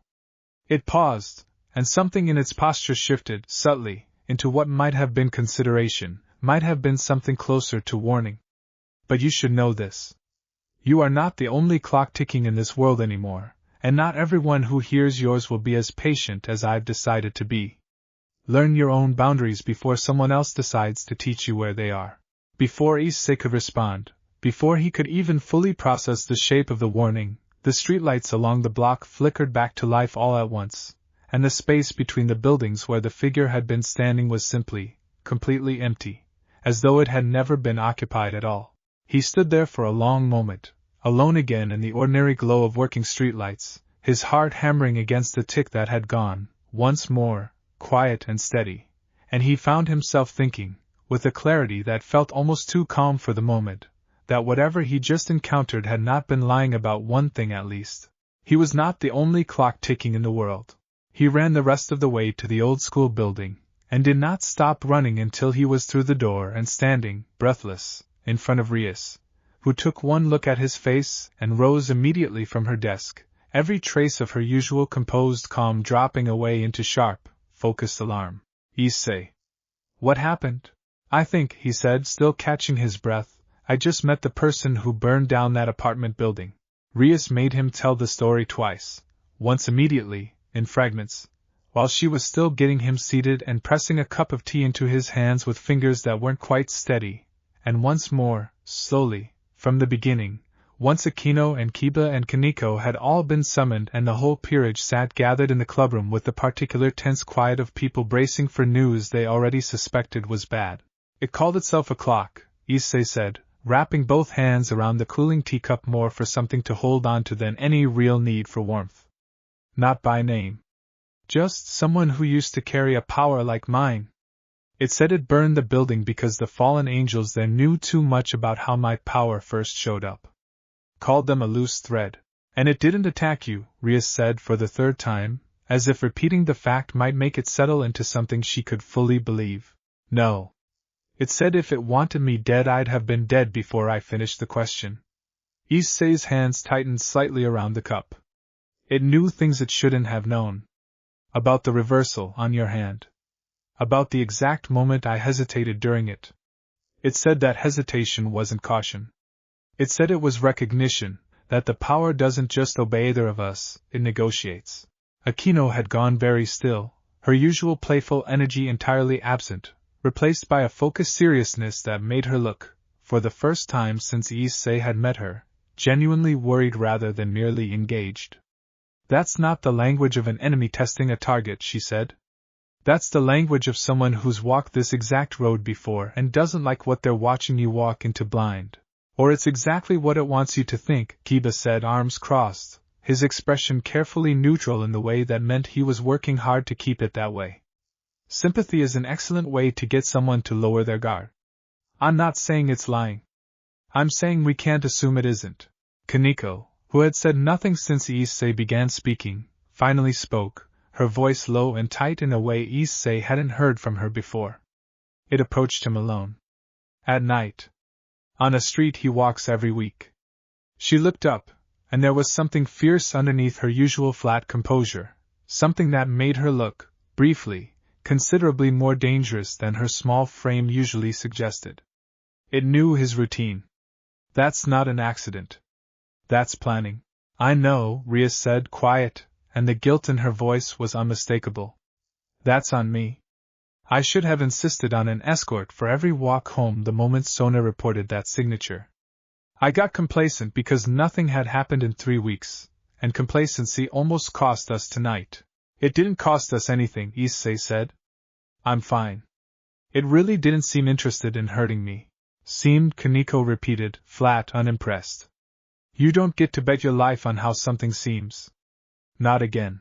The rebuke landed harder than her usual quiet observations, sharp enough that Issei found himself without an immediate response, and Koneko, seeming to realize she'd spoken more forcefully than she intended, looked away, jaw tight, arms crossed protectively over her chest. She's right, Rias said gently, before the silence could stretch too long. Not about doubting you, Issei. About the plan going forward. Nobody in this peerage walks anywhere alone until we understand what we're dealing with. That's not negotiable, not after tonight. What did it mean? Kiba asked, redirecting the conversation with visible effort. About the power negotiating instead of obeying? Rias was quiet for a long moment, turning the question over with the same careful weight she gave everything related to Issei's sacred gear. I've read scattered references to Longinus wielders describing something similar, she said finally. The strongest sacred gears aren't just tools. Some of the old texts describe them as having something close to will of their own, dormant most of the time, but present. If that's true of Issei's power, and if this stranger genuinely carried something similar centuries ago, then whatever warning it gave him tonight might be worth taking seriously regardless of whether we trust the messenger. So what? I need to learn its boundaries before it decides for me, Issei said, echoing the stranger's own words back with a discomfort he couldn't quite hide. How am I supposed to do that? Nobody's ever run into this before. There's no manual.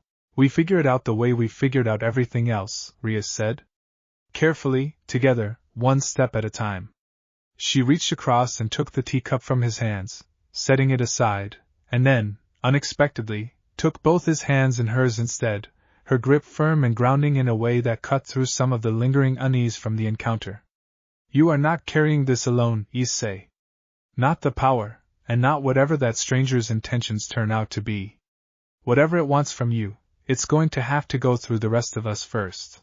Akino nodded, some of her usual sharp confidence returning. I'll reach out to a few contacts of my own, quietly see if anyone else has heard whispers about an old temporal power resurfacing.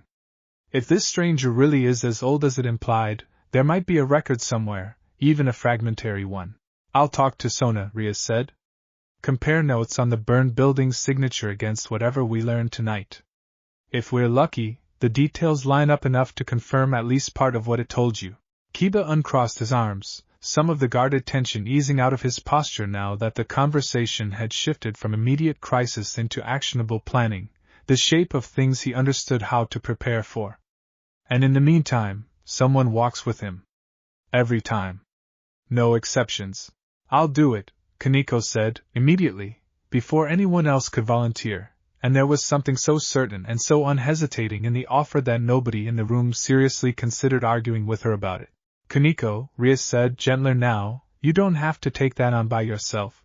I want to, Koneko said, and for a moment the fierce, protective edge from earlier softened into something more vulnerable, something she didn't often let show.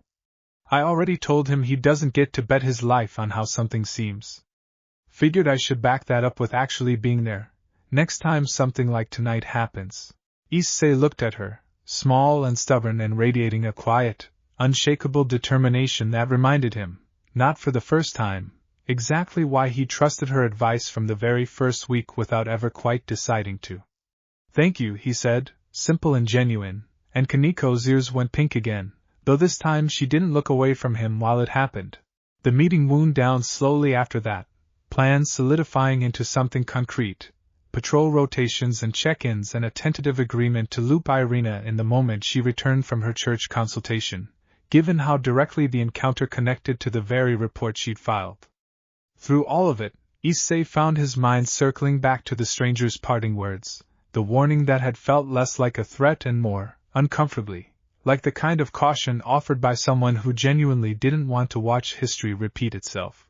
You are not the only clock ticking in this world anymore. He didn't know yet what that meant for the shape of things to come, whether the stranger would return as an ally, an obstacle, or something more complicated than either, but he understood, with a certainty that settled somewhere deep beneath the tick in his chest, that whatever answer eventually came, he wouldn't be facing it without the people now gathered around him in this small, lamplit room, all of them quietly, fiercely determined that his story would not end the way it had almost ended. Once already? Outside, the night had gone still and ordinary again, streetlights burning steady over empty roads, giving no sign at all of the strange encounter that had unfolded beneath them less than an hour before, and somewhere beyond the reach of any devil's senses or any church's careful reports, an old, patient power continued watching the city of Ko, waiting to see what the boy with the borrowed clock would choose to do next. Irina came back from her consultation 4 days later, and Issei knew something had changed the moment he saw her waiting at the school gates instead of tackling him the way she usually did, standing with her hands folded and an expression carefully arranged into something that was trying very hard to look reassuring and mostly succeeding in looking like it was trying. "Hey," she said, falling into step beside him as he approached, Koneko a silent, watchful presence at his other side, a fixture now after the night with the stranger, exactly as promised. "Miss me? How'd it go?" Issei asked, skipping past the pleasantries in a way that made Irina's carefully arranged expression falter, just slightly. "About like I expected," she said. "Mostly. There's good news and news that's more complicated. Start with the good news. They're not pulling me off the case," Irina said. "In fact, Father Superior specifically wants me to keep the relationship I've built here, both with your peerage and with you personally, since apparently that kind of ongoing access is more valuable than anything a stranger could rebuild from scratch. So I'm staying. Officially even, not just on the loose pretense I've been operating under." "That sounds like good news all the way through." "It mostly is," Irina agreed, though the hesitation was still there, sitting just beneath her words. "The complicated part is that they're sending someone else too. A senior exorcist, more experienced than me, to formally assess the situation and report back independently. Not to replace me. To supplement what I've already gathered, since apparently a temporal signature strong enough to level part of a building without collateral damage is significant enough to warrant more than one set of eyes." Koneko's expression had gone flat and watchful in the particular way that meant she was cataloging every word for later analysis. "Who?" she asked, short and direct. "His name is Fried Selzen," Irina said, and something in the way she said the name carried a weight that made both Issei and Koneko go still. "I don't know him personally, but I know his reputation. He's effective. Very effective. He's also not known for his patience with devils, reincarnated or otherwise, and he's not known for asking a lot of questions before he decides someone's a problem that needs solving." "That's not reassuring," Issei said. "No," Irina agreed. "It's not. But I made a case, a strong one, that I already have the relationships and the ground knowledge to handle this properly, and Father Superior agreed to have him observe rather than lead. On paper, I'm still the primary contact for the church on this case. In practice..." She hesitated again, and the honesty of the pause said more than any careful phrasing could have. "In practice, I don't know how much that title will matter if he decides he sees a threat that needs handling before I can talk him out of it."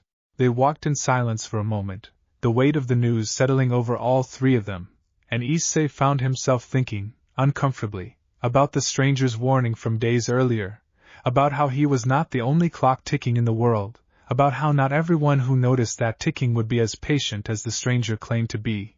"There's something else," he said finally. "Something happened while you were gone."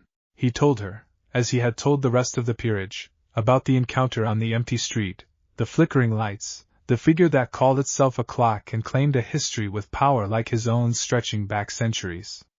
Irina listened without interrupting, her expression shifting through surprise into something more focused and careful as the story unfolded, and by the time he finished, she had stopped walking entirely, standing very still under the afternoon sun with an intensity that reminded him, again, that underneath her bright, easy warmth was someone who had spent years being trained to take threats seriously. "You should have called me," she said, quiet. "You were in the middle of a consultation about whether I'm dangerous. I didn't think adding a mysterious stranger with an unknown temporal power to that conversation was going to help my case." "That's not the point," Irina said, and there was real hurt underneath the words, sharper than Issei had expected. "The point is you were alone on an empty street with something that could have killed you before you finished a sentence, and I found out about it 4 days later because you decided to protect me from a report that was already going to be complicated regardless." "She's got a point," Koneko said, quiet but unmistakably siding with Irina, which was new enough that Issei glanced between the two of them with genuine surprise. We told you the same thing. Doesn't matter how it seems. You don't get to decide alone what's worth telling people who care whether you're alive. Issei absorbed that, the mild sting of being ganged up on by two people who, 3 weeks ago, had barely tolerated sharing a lunch table, and found, underneath the sting, a genuine, warm recognition of exactly what that alliance meant. Okay, he said. You're both right. I should have found a way to tell you sooner. Thank you, Irina said, some of the tension easing out of her shoulders, though her expression remained serious. Now tell me everything again, slower this time, and don't leave anything out because you think it might scare me. I'd rather be scared and informed than comfortable and blindsided. He told the story a third time, more carefully now, and Irina listened with the focused, professional attention of someone building a mental case file, occasionally asking sharp, precise questions that Issei hadn't thought to consider, about the exact wording the stranger used, about whether the temperature had changed, about whether he'd felt anything from his own power and response beyond the strange, discordant tick. This matters, she said, once he'd finished, for more reasons than just understanding the threat. If Fried Selzen hears about an unidentified, extremely powerful entity operating near code that specifically targeted you, on top of everything else in my report, that's going to complicate things significantly. Church protocol treats unknown high-tier threats as priority concerns, and priority concerns get more aggressive responses, not less. So we don't tell him, Koneko said. We can't not tell him, Irina said, regret clear in her voice. If he finds out I withheld something this significant, it damages everything I've built here, and it hands him exactly the ammunition he'd need to argue I'm too close to the case to be trusted with it. But I can control how it's framed. I can present it as evidence that something even more dangerous than Issei is operating in the shadows here, which makes his continued presence in this territory a stabilizing factor rather than a threat requiring correction. She managed a small, tired smile. It's not a lie. It happens to also be useful. You're good at this, Issei said, a note of genuine admiration in his voice. I've had practice, Irina said, the smile turning wry. Growing up in the church teaches you a lot about finding the version of the truth that keeps the people you care about safe without technically deceiving anyone. It's not my favorite skill. It's a useful one. They resumed walking, the conversation settling into logistics, when Fried would arrive, how the peerage should present themselves during any formal assessment, what details needed careful framing and what could be shared plainly, and underneath the practical planning, Issei found himself keenly aware of how much the shape of his life had changed in the span of a little over a month. He had gone from a boy with no particular prospects and one very bad date to the center of a quiet, escalating negotiation between devils, a church that couldn't decide whether to protect him or investigate him, and something ancient enough to remember when the current arrangement of heaven and hell was still new. For what it's worth, Irina said, as they reached the point where their paths would usually split, I'm glad I'm not being pulled off this. Whatever's coming, whoever this Fried turns out to be, I meant what I said before I left. I'm not going anywhere. I'm glad too, Issei said, and meant it more than the simple words could fully carry. Koneko, walking a half-step behind them, said nothing, but the look she gave Irina as they parted ways held something that hadn't been there a month earlier, a grudging, hard-won respect between two girls who had started out circling each other warily over lunch portions and had somehow, in the space of a difficult conversation, found themselves standing on the same side of something that mattered considerably more than rice balls. The tick in Issei's chest kept its steady rhythm as he walked the rest of the way home with Koneko beside him, and he found himself thinking, not for the first time, that whatever the stranger's warning ultimately meant, whatever Fried Selzen turned out to be when he finally arrived in Ko, he was, at the very least, no longer facing any of it the way he'd faced that spear of light in the park all those weeks ago. Alone. That, he decided, was worth holding on to, whatever came next.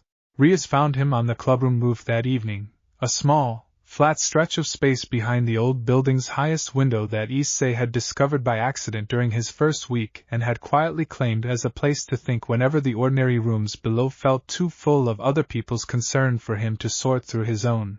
Koneko told me where to look, Rias said, settling down beside him without waiting for an invitation, close enough that their shoulders nearly touched. She said you needed space, but that somebody should still know where you were. That sounds like her, Issei said, a small, tired smile tugging at his mouth. Careful, even about giving me room. She cares about you, Rias said, simple and direct.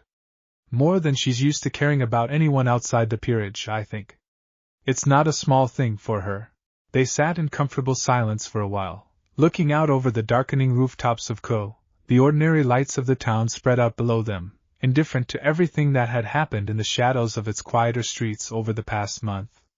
Issei found himself thinking about the stranger, about Fried Selzen's impending arrival, about the strange, accelerating weight of everything that had piled onto his shoulders since one very bad date had ended with a spear of light and an unexpected second chance. Can I ask you something? He said finally. Always. Do you regret it? Using every piece you had on someone you didn't know anything about, just because something told you I was worth the investment? Rias considered the question with the seriousness it deserved, turning to look at him fully instead of answering too quickly the way politeness might have suggested. No, she said. Not for a single moment. Even with everything we've learned since, even with a stranger from centuries past deciding you're worth a personal visit, even with the church sending someone who might decide you're a threat rather than a person. She reached over and took his hand, the same steady, grounding gesture she'd offered in the clubroom days before, except quieter now, more personal, without an audience to witness it. I chose you, Issei. Not the power. Not what you might become. You kneeling in that grass, telling me you didn't want to die because it seemed important that someone knew. That's what I reincarnated. Everything else is just what came along with it. Something in Issei's chest, separate from the tick, warm and entirely his own, loosened at that, a tension he hadn't fully realized he was carrying easing back for the first time since the stranger had stepped out of the shadows 4 nights earlier. I'm glad it was you, he said. That night. Out of everyone who could have found me, I'm glad it was you. Rias's expression softened into something unguarded, something that had nothing to do with strategy or careful calculation, and for a long moment neither of them said anything at all, content simply to sit together on a rooftop above a town that had no idea how much had already changed within its borders, and how much more was still coming. Fried arrives in 3 days, Rias said eventually, the practical weight of the world reasserting itself gently rather than sharply. Irina's already working on how to frame the assessment. Sona's agreed to have her peerage present as well, so it doesn't look like we're hiding you away or trying to control the narrative too tightly. Are you worried about how it goes? I'm prepared for how it goes, Rias said, which was, Issei was beginning to understand, her particular way of admitting worry without quite naming it outright. Whatever Fried decides when he sees you, whatever report he sends back up his own chain, you have an entire peerage standing behind you now, and a growing understanding of a power that terrified even you a month ago. That's not nothing. That's not a small thing to walk into an assessment with. And the stranger? Any word from Aquino's contacts? Nothing solid yet, Rias admitted. A few old references, fragments really, to a temporal power that supposedly vanished from the world several centuries back. No confirmed details about who carried it or how it disappeared. If our visitor really is that old, they've done an extraordinary job staying out of every record anyone's managed to find so far. That's not reassuring. No, Rias agreed. But it does mean whoever they are, they've survived this long by being careful, which suggests they have their own reasons for finally stepping out of the shadows now, for you specifically. I'd rather know why before they decide to explain it on their own terms again. The wind picked up gently across the rooftop, carrying the ordinary sounds of the town below, distant traffic, a dog barking somewhere, the mundane texture of a world that continued on entirely unaware of clocks ticking out of sync in its quieter corners. Issei leaned back against the low railing, Rias's hand still loosely in his, and allowed himself, for just a few minutes, to simply exist without calculating threats or measuring the next training milestone or wondering what a stranger centuries older than either of them might want from a power either of them fully understood yet. Whatever happens with Fried, he said, quiet, whatever the stranger turns out to want, I'm glad I get to face it with all of you instead of facing it alone. You'll never have to face it alone, Rias said, and there was a promise woven into the simple words that felt as solid and unshakable as anything he'd built in the months since his death, since the grass and the blood and a crimson-haired girl's warm, steady hand against his chest. Not while I have any say in it. Below them, Ko settled into its ordinary evening rhythm, lights coming on in windows across the town, life continuing exactly as it always had, indifferent to the quiet negotiations of devils and exorcists and things older than either, working out, one careful conversation at a time, what the future of a boy with a borrowed clock in his chest was going to look like. 3 days until Friedselsen arrived. An unknown stretch of time until the stranger decided to reveal more of its intentions. An entire world, larger and stranger than Issei had ever imagined a month ago, still watching, still waiting, still working out exactly what to make of the ticking that had started the moment he refused, stubborn and afraid and utterly unwilling to disappear, to let his own story end in a quiet park at sunset. He didn't know what came next. But for the first time since that terrible night, sitting on a rooftop with Rias's hand in his and the tick in his chest keeping its patient, steady rhythm, he found that he wasn't afraid to find out. Friedselsen did not look like Issei had expected. He had built up, over 3 days of anxious anticipation, an image of someone stern and imposing, a grim-faced enforcer with the bearing of a soldier, and the cold eyes of a man who had seen too much to be surprised by anything. What walked through the old school building's front door instead was a lanky young man with unkempt silver hair, a wide, loose grin, and the kind of restless, twitchy energy that made Issei think, uncomfortably, of a dog straining against a leash it hadn't quite decided to respect. So this is the famous devil boy, Fried said, looking Issei up and down with open, unhurried interest that felt less like professional assessment, and more like a predator sizing up a meal it hadn't been given explicit permission to eat yet. Irina's told me all about you. Well, some about you. She's very protective, you know. Very cagey. Made me wonder what exactly she's trying to keep me from noticing. Fried, Irina said, stepping forward with a tight, professional smile that didn't reach her eyes. This is Issei Hyoudou, and this is Rias Gremory's full peerage, along with representatives from Sona Citries. We agreed the assessment would be conducted with full transparency and mutual respect. Course we did, Fried said, dropping into a chair uninvited, slinging one leg over the armrest with the casual disregard of someone who had never once considered that a room might have rules he was expected to follow. I'm a very respectful guy. Ask anyone. Sona, standing near the window with her own peerage arrayed in careful, disciplined formation behind her, regarded Fried with an expression of flat, unimpressed calculation that suggested she had already formed several conclusions and was simply waiting for confirmation. We were told this would be a formal, professional assessment, she said. I'd like to begin on that footing, if it's not too much trouble. Formal, professional, sure, whatever gets us started, Fried said, waving a hand, and then his attention swung back to Issei with a suddenness that felt deliberately unsettling, the twitchy energy sharpening into something more focused and considerably less friendly. So, kid who died came back a devil, and apparently picked up a power so scary the higher-ups back home got nervous enough to send little old me all the way out here to take a look. That about the shape of it? That's roughly the shape of it, Rias said before Issei could respond, positioning herself with the same subtle, protective angle she'd used the morning Irina first arrived in the courtyard. Though I'd appreciate a more measured tone, given the sensitivity of what we're discussing. Measured, Fried repeated, tasting the word like it amused him. Sure. I can do measured. He leaned forward, elbows on his knees, and the grin didn't leave his face, but something underneath it went considerably colder. Here's measured for you, Gremory. I've read the reports.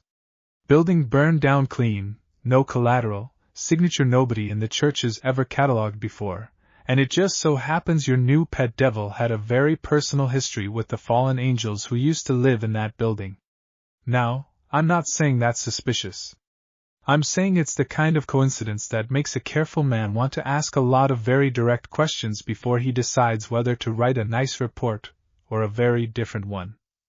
The room's temperature seemed to drop several degrees, though nothing about the air had physically changed. Koneko, standing close enough to Issei that her shoulder nearly brushed his, had gone very still in the particular way that meant she was cataloging exactly how fast she could move if the conversation stopped being a conversation. I already reported the encounter with the stranger who claims responsibility for the fire, Irina said, her voice carefully even despite the tension visibly building underneath it. It's in the file you were given before you left. Issei had nothing to do with that building burning. I read that part too, Fried said, still watching Issei with the same unblinking, predatory attention. Convenient story, isn't it? Mysterious old power shows up out of nowhere, does exactly the kind of dirty work that benefits our devil boy here, and then vanishes without a trace before anyone but him can confirm it exists. You'll forgive me if I want to hear it straight from the source before I decide how much of that story to believe. Then ask me, Issei said before anyone else could answer for him, meeting Fried's gaze directly despite the discomfort crawling up his spine. I'm right here. I already told my peerage exactly what happened. I'll tell you the same thing, as many times as you need to hear it. Something flickered across Fried's expression, brief and hard to read, before the wide grin returned, sharper now, more interested. Look at that. He's got a spine. All right then, devil boy. Walk me through it. Every detail. And know that I've got a very good ear for the parts people leave out. Issei told the story again, for what felt like the dozenth time in the past week, the empty street, the flickering lights, the figure that called itself a clock and claimed centuries of history with a power like his own. Fried listened without interrupting, his casual, sprawled posture never quite shifting, though his eyes tracked every word with an intensity that belied the loose, careless energy of everything else about him. Interesting, he said, once Issei finished. And this power of yours? The sacred gear. I want to see it. That's not part of the agreed assessment, Rias said immediately, sharp enough that several people in the room turned toward her. We discussed observation and questioning, not a live demonstration of an unstable, poorly understood power in front of an unfamiliar audience. Unstable's an interesting word choice, Fried said, delighted, like she'd handed him exactly the opening he'd been fishing for. Didn't say that. You did. Rias's jaw tightened, visibly annoyed at having given him the opening, and Sona stepped in smoothly, her voice carrying the crisp, unhurried authority that made even Fried's restless energy seem to settle slightly, if only out of grudging respect for the sheer force of her composure. The assessment protocol was agreed upon by both church and devil representatives before you arrived, she said. A live demonstration wasn't part of that agreement, and demanding one now, in front of an audience that includes members of two separate peerages, isn't a reasonable request. If you want to observe controlled training under supervised conditions at a later date, that can be arranged through proper channels. Fried studied her for a long moment, and something calculating moved behind his restless eyes, weighing, Issei suspected, exactly how far he could push before the political cost outweighed whatever he was hoping to gain by pushing. Fine, he said finally, leaning back with exaggerated ease. Proper channels. I can wait. I'm a very patient man, when the situation calls for it. You don't seem like a patient man, Koneko said, quiet, flat, the first thing she'd said since Fried arrived, and the room went still around her small, direct challenge. Fried's grin widened, and for a moment the predatory focus he'd been directing at Issei swung entirely onto Koneko instead, considering her with the same unsettling, unhurried attention. Sharp little thing, aren't you, he said. Nekashu, if I'm reading that aura right. Rare breed. Careful, kitten. Church has opinions about your kind too, you know, and not all of them are friendly. Fried, Irina said, sharp and warning, stepping bodily between him and Koneko with a speed that surprised even Issei. That's enough. We agreed to a professional assessment, not an opportunity to threaten a 17-year-old girl. For a long, tense moment, nobody moved, the whole room balanced on the edge of something that could have tipped, very easily, into violence, before Fried threw up both hands in a gesture of exaggerated surrender, the grin returning as though the previous moment had never happened at all. Relax, relax, I'm just making conversation, he said. No need to get everyone's fangs out. He rose from the chair with the same loose, careless energy he'd arrived with, stretching with an audible pop of his shoulders. This has been fun, but I think I've got enough to chew on for one day. I'll be around, don't you worry. Plenty more assessment left to do. He sauntered toward the door, pausing only to glance back at Issei one final time, the grin fading, just briefly, into something colder and considerably more serious. For what it's worth, kid, I don't actually care whether you asked for whatever's living in you or not.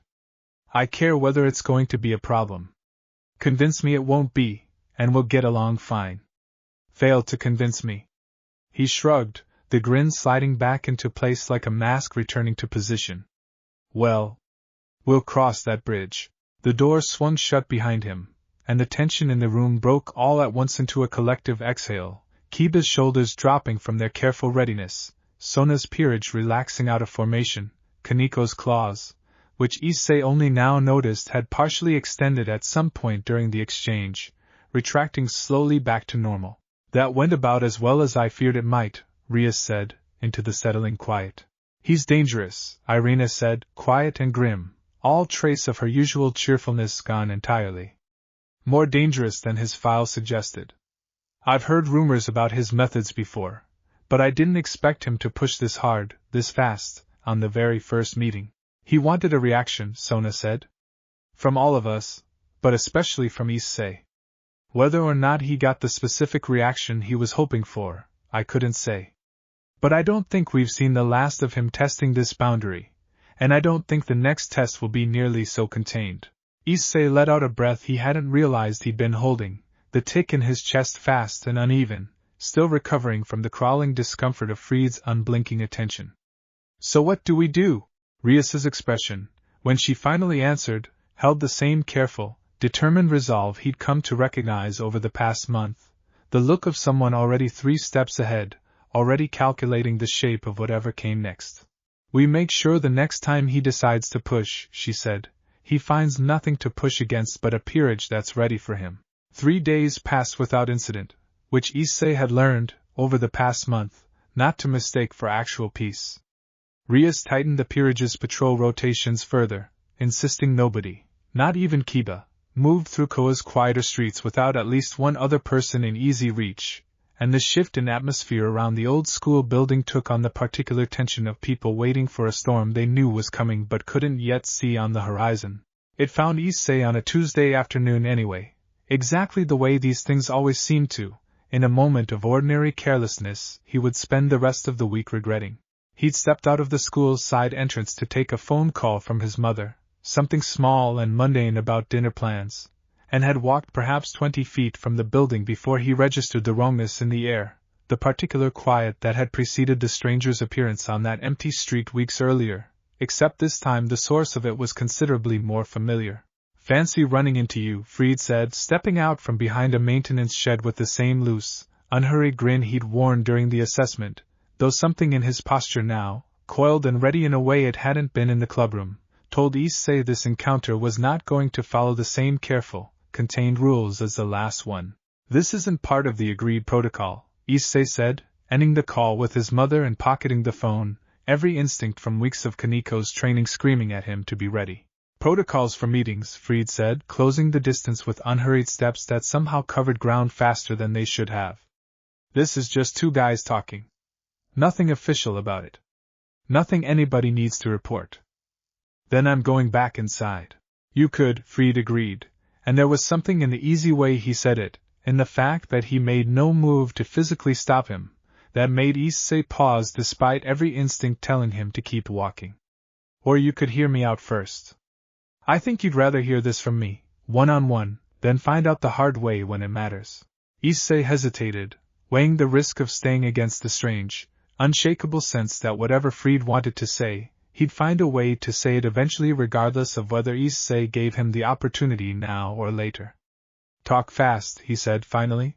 Fried's grin widened, satisfied, and he settled his weight onto one hip, arms crossed, the picture of loose, careless confidence that Issei was beginning to understand was almost entirely performance. Here's the thing, devil boy. I don't actually care about the report. Assessment's a formality. My superiors already half decided what they think before I ever got on the plane out here. What I care about is a lot simpler than politics. He tilted his head, and for a moment the grin dropped entirely, replaced by something flat and focused that felt considerably more dangerous than his earlier theatrics. I care about whether a kid who died once, got handed power that even old, careful things are apparently scared enough of to burn down a building over, is going to keep his head on straight when it matters. Because I've seen what happens when someone that powerful doesn't. It's not pretty. And it's usually the people standing closest to him who pay for it. I'm not going to hurt anyone, Issei said. Everybody says that, Fried said, mild, almost gentle, which was somehow worse than his earlier aggression. Right up until they do. Not because they're evil. Because power like that doesn't care what you meant to do with it. It just cares what you're capable of, and eventually, something happens that pushes you past whatever careful control you think you've built.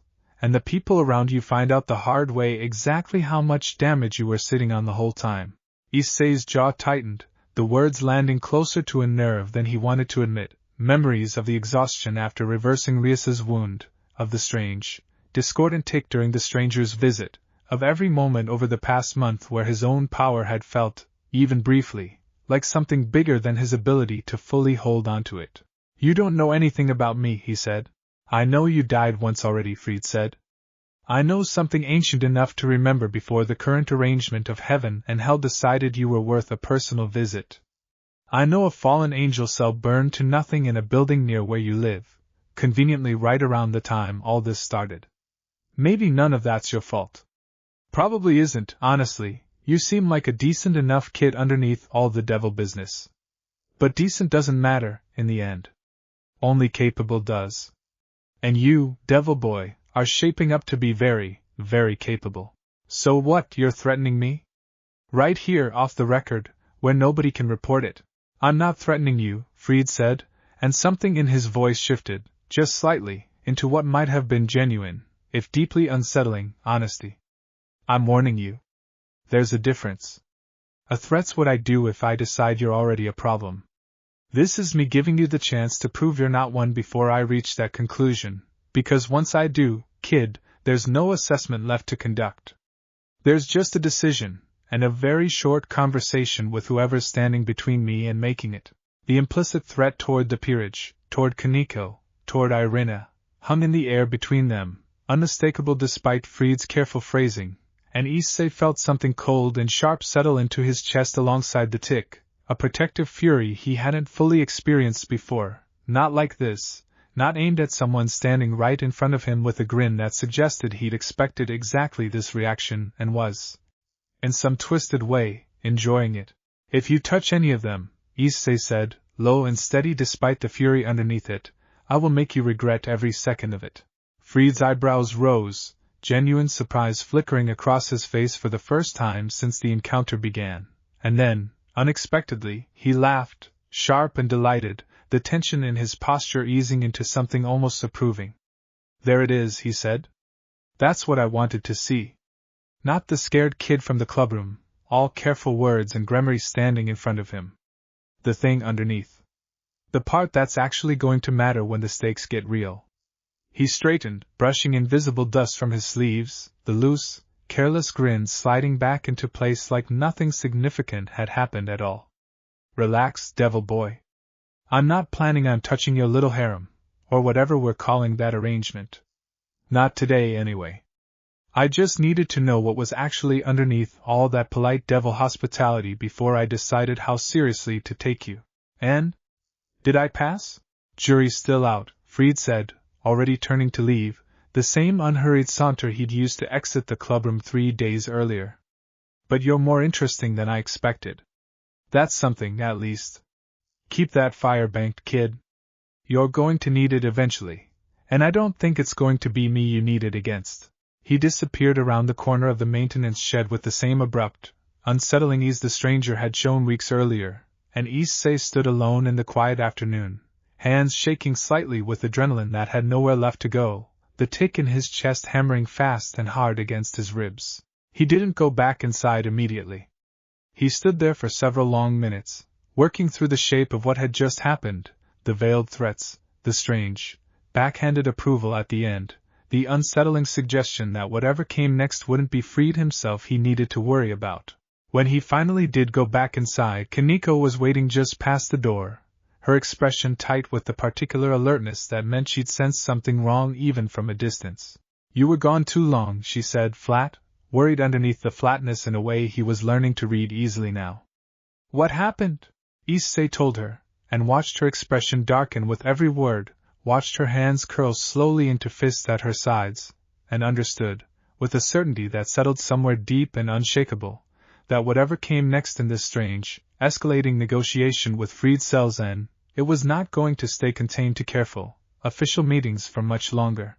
Rias's expression, once Issei finished recounting the encounter for the second time that evening, this time to the full peerage gathered in the clubroom, had gone past anger into something colder and more controlled, the particular stillness she reserved for situations she was already 3 moves deep into solving. "He approached you alone," she said off the record, "specifically to threaten the people closest to you without ever technically making a threat he couldn't deny later if pressed." "That's about the shape of it," Issei said.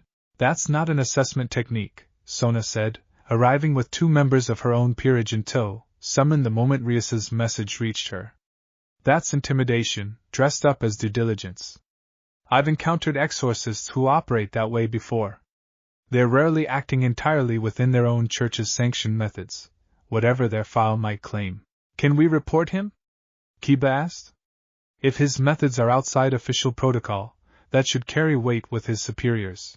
"It should," Irina said, arms crossed tight over her chest, her usual bright energy entirely absent, replaced by a grim, focused anger that Issei hadn't seen from her before. "In theory. In practice, Freed's got a reputation for delivering results, however he gets them, and results tend to buy a lot of forgiveness from people who'd rather not examine the methods too closely. If I report this without solid evidence, it becomes my word against his, and he's got years of institutional trust one don't." "Then we get evidence," Koneko said, quiet and hard, the fist she'd formed outside the door still not fully unclenched. "Next time he corners him alone, we're already there." "We can't watch Issei every single second," Kiba pointed out, not unkindly. "Not without effectively grounding him, and even then, Freed's clearly capable of finding gaps in coverage when he wants to." Rias had been quiet through most of the exchange, turning something over with the careful, methodical focus she brought to every serious problem, and when she finally spoke, her voice carried a weight that made the whole room settle into attentive silence. "I think we've been approaching this wrong," she said. "We've been treating Freed as a threat to manage carefully, quietly, within the bounds of official protocol, because that's the safest way to handle a church representative without risking a diplomatic incident. But safest isn't working. He's already decided the rules don't fully apply to him when it suits his purposes, and every time we respond with careful restraint, it just gives him more room to push further." "What are you suggesting?" Sona asked. "I'm suggesting we stop being quiet about how prepared we are," Rias said. "Freed's entire approach relies on finding weakness, testing boundaries, seeing how far he can push before someone pushes back hard enough to matter. He cornered Issei alone today because he correctly judged that Issei would go along with a private conversation rather than cause a scene. That calculation doesn't work if the peerage makes it unmistakably clear, through every visible channel available to us, that isolating any one of us is never actually going to happen, and that any further escalation will be met with an equally public response." "You want to show strength," Aquino said, a slow, sharp smile spreading across her face, the first genuine amusement Issei had seen from her since the assessment began. "Not through violence. Through visibility. Make sure he understands there's no version of this where he corners any of us without consequence." "Exactly," Rias said. "Sona, I'd like to request a joint training exercise, something visible enough that word reaches back to Freed through the usual channels, something that demonstrates coordination between our 2 peerages that he'd be foolish to test directly. Not aggressive. Not a provocation. Just an unmistakable demonstration that we are not, any of us, easy or isolated targets." Sona considered this, adjusting her glasses with the small, precise gesture that Issei had learned meant she was running through several calculations at once. "I can arrange that," she said. "A supervised exercise, properly logged through appropriate channels, framed as routine readiness training rather than a response to Fried specifically. It accomplishes the same goal without giving him grounds to claim we're escalating unprovoked. Good, Rias said, and something in her posture eased, fractionally, the tight coil of barely contained anger settling into something more purposeful. Issei, I also want you working directly with Koneko and Kiba both, not just on control anymore, but on combat application. If Fried decides subtlety isn't working and escalates to something more direct, I want you capable of defending yourself and the people around you without needing to reach for the kind of extreme measure that cost you so much during the reversal experiment. I can do that, Issei said.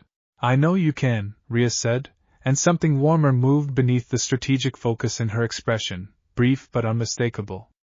That's not in question. What's in question is whether we can get you there fast enough, and I intend to make sure the answer is yes. Irina, who had been quiet through most of the strategizing, finally spoke, her voice carrying a raw edge that cut through the room's returning focus. I should have warned you he might do something like this. I knew his reputation. I should have insisted on tighter protocols from the start instead of trusting the official assessment framework to hold him. You couldn't have predicted exactly how he'd push, Rias said, gentler now, extending the same reassurance to Irina that she'd offered Koneko days earlier over the stranger's unexpected appearance. None of us could have. What matters now is how we respond, together, and I don't intend to let him corner anyone again without consequence. Irina nodded, some of the raw guilt in her expression easing, though not entirely, and Issei found himself, not for the first time, deeply grateful for the particular fierce loyalty that seemed to define everyone gathered in this room, devils and exorcists alike, all of them quietly, stubbornly determined to close ranks around him despite the very real danger that decision carried for each of them individually.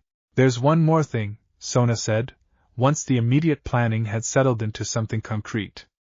If Fried truly is operating outside sanctioned methods, there may be a way to address that through proper church channels without relying entirely on Irina's word against his. I have contacts, cultivated carefully over several years, among more moderate factions within the church hierarchy. It's not a fast solution, and it's not guaranteed, but a quiet inquiry through the right channels might accomplish more than a direct confrontation ever could. I'd appreciate that, Rias said. Any pressure we can bring that doesn't require Issei walking directly into more danger is worth pursuing. The meeting wound down gradually after that, plans solidifying into concrete schedules, the joint training exercise set for the following weekend, Issei's combat drills intensifying starting the next morning, Sona's quiet inquiries beginning through whatever careful, patient channels she maintained within a hierarchy Issei barely understood the shape of. Through all of it, he found his mind circling back to Fried's parting words on the maintenance shed pathway, the strange, unsettling suggestion buried beneath all the theatrical menace.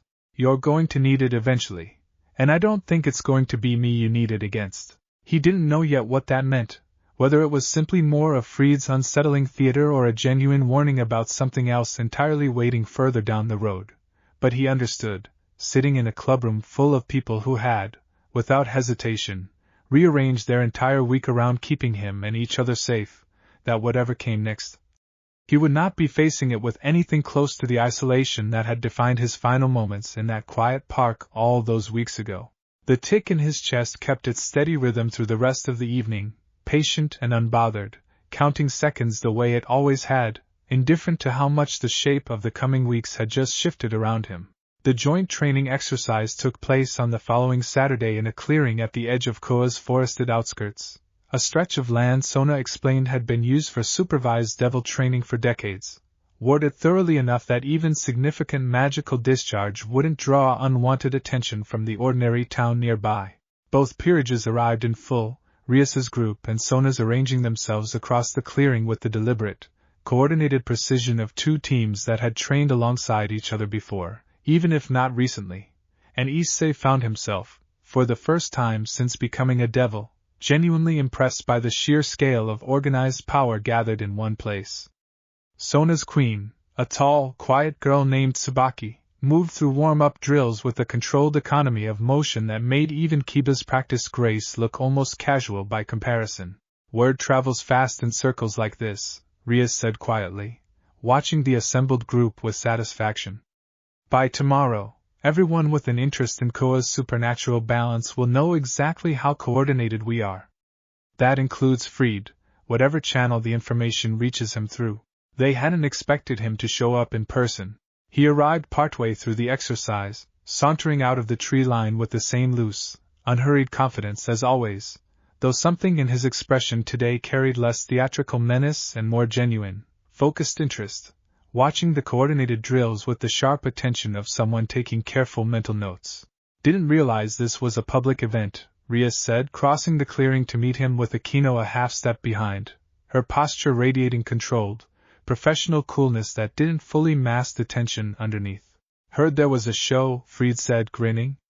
Figured I'd catch it live instead of second-hand. Nothing wrong with a little professional curiosity, is there? There's a lot wrong with showing up uninvited to a supervised training exercise, Sona said, joining them, her tone crisp enough to carry a warning underneath the professional courtesy. But since you're here, you're welcome to observe from a reasonable distance. Nothing more. Wouldn't dream of interrupting, Fried said, holding up both hands in a gesture of mock surrender, though his eyes had already found Issei across the clearing, tracking him with the same predatory focus from their earlier encounters. The exercise continued, sparring pairs rotating through the clearing under careful supervision, and Issei found himself paired against Kiba for a controlled combat drill, testing his newly intensified training against a partner who knew exactly how much force to apply without causing real harm. He'd improved considerably over the past week, his instincts sharpening under the accelerated pace of drilling, and he managed to hold his own against Kiba's speed for several exchanges before finally being disarmed with a clean, practiced sweep. Better, Kiba said, offering a hand to pull him back up. Give it another month, and you might actually make me work for that. Generous, Issei said, grinning despite the ache settling into his shoulder from the fall. It was in the brief lull between rotations, while Issei caught his breath at the clearing's edge, that Fried made his move, drifting closer with the same deceptively casual saunter he always used, positioning himself just close enough to speak without immediately drawing the attention of the peerage members scattered across the field. Not bad, he said, low, conversational. You've gotten faster. Sharper, too. Somebody's been working you hard. We take training seriously, Issei said, wary, remembering exactly how the last private conversation with Fried had gone. Clearly.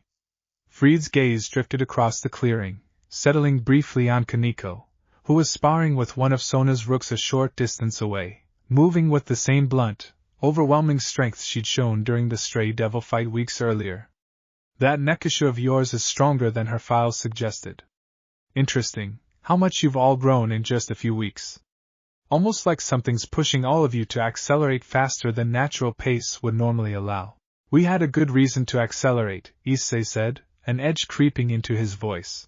Sure you did, Fried said, mild, and then, with a suddenness that caught Issei entirely off guard, his hand shot out, not toward Issei, but toward the training sword resting against a nearby tree stump, snatching it up with a speed that belied his lazy posture entirely. Let's see exactly how fast, shall we? He came in low and quick, the wooden blade angled toward Issei's ribs with a speed that had nothing playful about it, and Issei's body reacted before his conscious mind fully processed the threat, the tick in his chest surging in immediate, instinctive response. The world went thick and slow around him, the familiar honeyed weight of a moment stretched wide, Fried's blade suspended mid-arc, close enough that Issei could see individual grains in the wood, and he stepped clear of the strike with the same unhurried ease he'd used to pull Rias from danger during the stray devil fight, putting 3 full steps between himself and the frozen blade before time resumed with a rush of displaced air. Fried's swing connected with nothing but empty space, and he stumbled slightly with the follow-through, catching himself and straightening with an expression of open, delighted surprise that had, for once, nothing performative about it at all. There it is, he breathed, staring at Issei with something that looked almost like genuine awe underneath the manic energy. That's the real thing.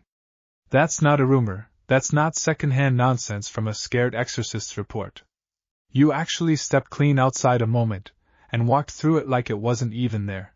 The clearing had gone utterly silent, every sparring pair frozen mid-motion, every eye fixed on the two of them, and Rias was already moving, crossing the distance at a speed that left no doubt about how close she'd come to intervening a half-second too late.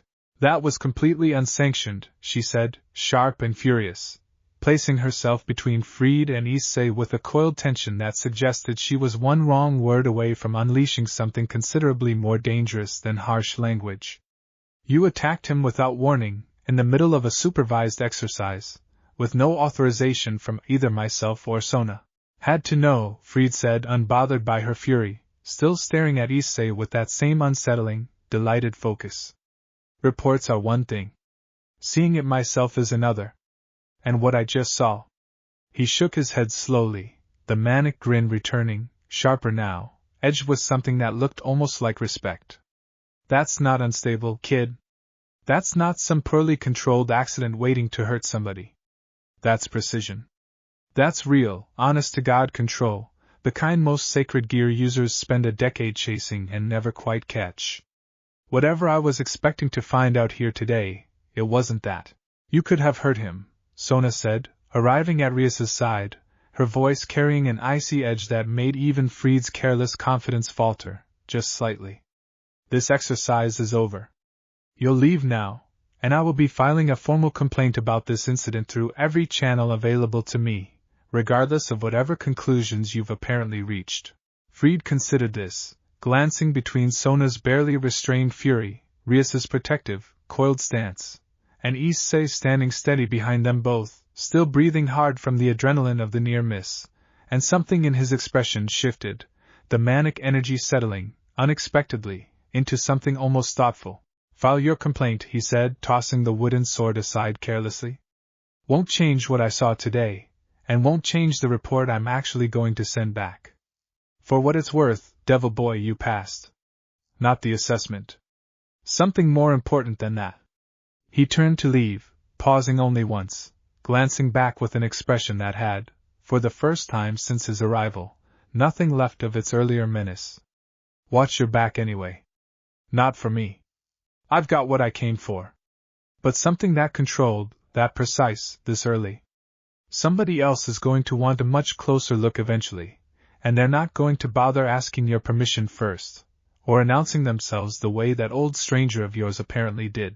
He walked back into the tree line and disappeared, leaving the clearing in stunned, uncertain silence behind him, and Issei found himself, despite the adrenaline still hammering through his veins, thinking that whatever Fried Selzen turned out to actually be, ally or obstacle or something stranger than either, the warning in his final words carried a weight that felt considerably more genuine than anything he'd said since arriving in Kuo. Koneko was at Issei's side within seconds, her hand closing tight around his arm, checking him over with fierce, unhidden worry. Are you hurt? I'm fine, Issei said, and meant it, though his heart was still racing from how close that wooden blade had come before instinct took over entirely on its own. He didn't actually connect. He shouldn't have gotten the chance to try, Rias said, still visibly furious, though some of the coiled tension was easing now that the immediate danger had passed. I'm making sure Sona's complaint reaches every level it needs to reach. This can't happen again. Issei looked toward the tree line where Fried had disappeared, turning over the strange, unsettling shift in his final words, the abrupt transition from menace into something that had almost sounded like genuine concern. I don't think it will, he said slowly. I think he actually got what he wanted. I just don't know if that's supposed to make me feel better or worse. Nobody in the clearing had a good answer for that, and the training exercise resumed only slowly, cautiously, the earlier confident rhythm of the day thoroughly shaken by how close things had come to going very wrong in the space of a few unguarded seconds. The stranger found him again 4 nights later, though this time Issei was not alone, walking home from the clubroom with Koneko close at his side as had become their unbroken habit since the first encounter, and he felt the wrongness in the air a full second before the streetlights along the block began to flicker in their now familiar, synchronized rhythm. Koneko went rigid beside him instantly, claws extending, every line of her small frame shifting into the coiled readiness of a predator sensing another predator nearby. That's it, she said low. The one from before. I felt it too, Issei said, already scanning the shadows between the buildings ahead, and this time the figure didn't bother waiting in concealment, stepping directly into the pool of one flickering streetlight with the same blurred, indistinct features Issei remembered, though something about its posture today felt less like idle observation and more like purpose. Bring a friend this time, the figure said, mild, though its attention was fixed on Koneko with unmistakable interest. Good instinct. I'd have been disappointed if that little display with the exorcist hadn't taught your peerage anything at all. You know about that, Issei said. I know about most things that happen to you these days, the figure said, without a trace of apology. I told you I'd be watching. I don't make promises I don't intend to keep. Its gaze shifted fully onto Koneko, tilting its head with something that might have been curiosity. Nekashu. Rare these days, to see one so young holding on to her own power instead of losing it to instinct the way so many of her line eventually do. You've done well, keeping your balance. Don't talk to her, Issei said, stepping slightly forward, placing himself more fully between Koneko and the stranger's attention. Something in the figure's blurred expression shifted, and for a moment Issei caught, again, that fleeting impression of a smile, warmer this time than their first encounter. Protective, it said? Good. That instinct will matter, eventually, more than you understand yet. It paused, and when it spoke again, its tone had shifted into something more deliberate, more weighted. I came tonight because the exorcist's little demonstration in that clearing accelerated things faster than I expected. Word of what you did, stepping through a frozen moment cleanly enough to dodge a blade you should have had no time to react to, has already started traveling further than Koa's borders. That's not a small thing. Power that visible draws attention from places considerably less patient than either the church or your devil family. What kind of attention? Issei asked, the tick in his chest picking up its pace. The kind that doesn't send warnings first, the figure said. There are old factions in this world, older than the current arrangement of heaven and hell, older even than me, that have spent centuries assuming a power like yours was extinguished for good. Some of them built their current standing on that assumption. A confirmed sighting of a working temporal sacred gear, especially one this young and this rapidly growing, threatens more than a few carefully maintained balances. Not all of the parties who notice that threat are going to react with curiosity. Koneko's claws had not retracted, her attention flicking constantly between the stranger and the surrounding shadows, watching for any sign of an ambush that might be using this conversation as cover. Why are you telling him this? She asked, sharp and direct. What do you get out of warning him? The figure considered the question with what looked, even through its blurred, indistinct features, like genuine respect for having been asked so plainly. Because I made a mistake once, a long time ago, believing I had more time than I actually did to learn my own limits before something forced a lesson on me under pressure, it said. I don't intend to watch that mistake repeat itself if I have any power to prevent it. Call it selfish, if you like. Watching you struggle the way I struggled would cost me something too, in ways I'm not inclined to explain to either of you tonight. You keep talking like you know exactly what's coming, Issei said. If you know that much, why not just tell me directly? Skip the riddles. Because some lessons don't survive being handed over directly, the figure said, and there was something almost gentle in how it said this, despite the weight of the warning underneath. I could tell you every danger waiting down this road in perfect detail, and it would mean nothing to you, because you haven't yet lived the moments that would make those words carry real weight. I learned that the hard way too. Direct warnings from someone who's already survived the thing you haven't yet faced rarely land the way the giver hopes. Then what do you want from us right now? Koneko asked, still sharp, still watchful. Tonight, only this, the figure said. A confirmation that the boy understands the scale of what's shifting around him, and a suggestion, freely offered, take it or discard it as you see fit. The exorcist freed Selzen is not your enemy, whatever his methods suggested. He recognized something real in what he saw in that clearing, and recognition, however roughly delivered, is worth more than blind suspicion in the times that are coming. Your true concern should be elsewhere, watching for parties who won't announce themselves with theater and provocation the way he did. They'll simply arrive, and they will not care about assessments or protocols or careful, patient negotiation. That's not much to go on, Issei said. It's more than you had a week ago, the figure said, and something in its posture shifted, subtly, toward departure, the same unhurried certainty that had marked the end of their first encounter. Grow faster, boy. Trust the people standing beside you, all of them, the devil and the exorcist and the small, fierce one currently ready to put her claws through my chest if I make one wrong move. That trust is going to matter more than any single technique you master, when the moment finally arrives that tests all of it at once. Wait, Issei said before the figure could fully retreat into the shadows again. At least tell me your name. You know mine. You know things about my life I haven't told anyone outside my own peerage. It doesn't seem fair that you'd get to stay a mystery. The figure paused, considering this, and for a long moment Issei thought it might simply vanish without answering, the way it had the first time. Instead, slowly it offered something that might have been the beginning of genuine consideration. Not yet, it said finally. Names carry weight, in the kind of world you're only just beginning to understand. Mine carries more than most, and I'm not certain you're ready for everything that comes attached to it. Soon, perhaps. Not tonight. The blurred edges of its form seemed to soften further, dissolving gradually into the deepening shadows between the buildings. Take care of each other. That's the only thing I've learned, across all the centuries I've had to learn it in, that actually matters in the end. The streetlights flickered back to full brightness, and the space where the figure had stood was, once again, entirely empty, as though it had never been there at all. Koneko's claws retracted slowly, her tense posture easing by degrees, though the wariness in her expression didn't fully fade. I don't like this, she said. Whatever it is. However it talks. I don't like how much it seems to already know. Neither do I, Issei admitted. But I don't think it's lying either. Not about the warning, at least.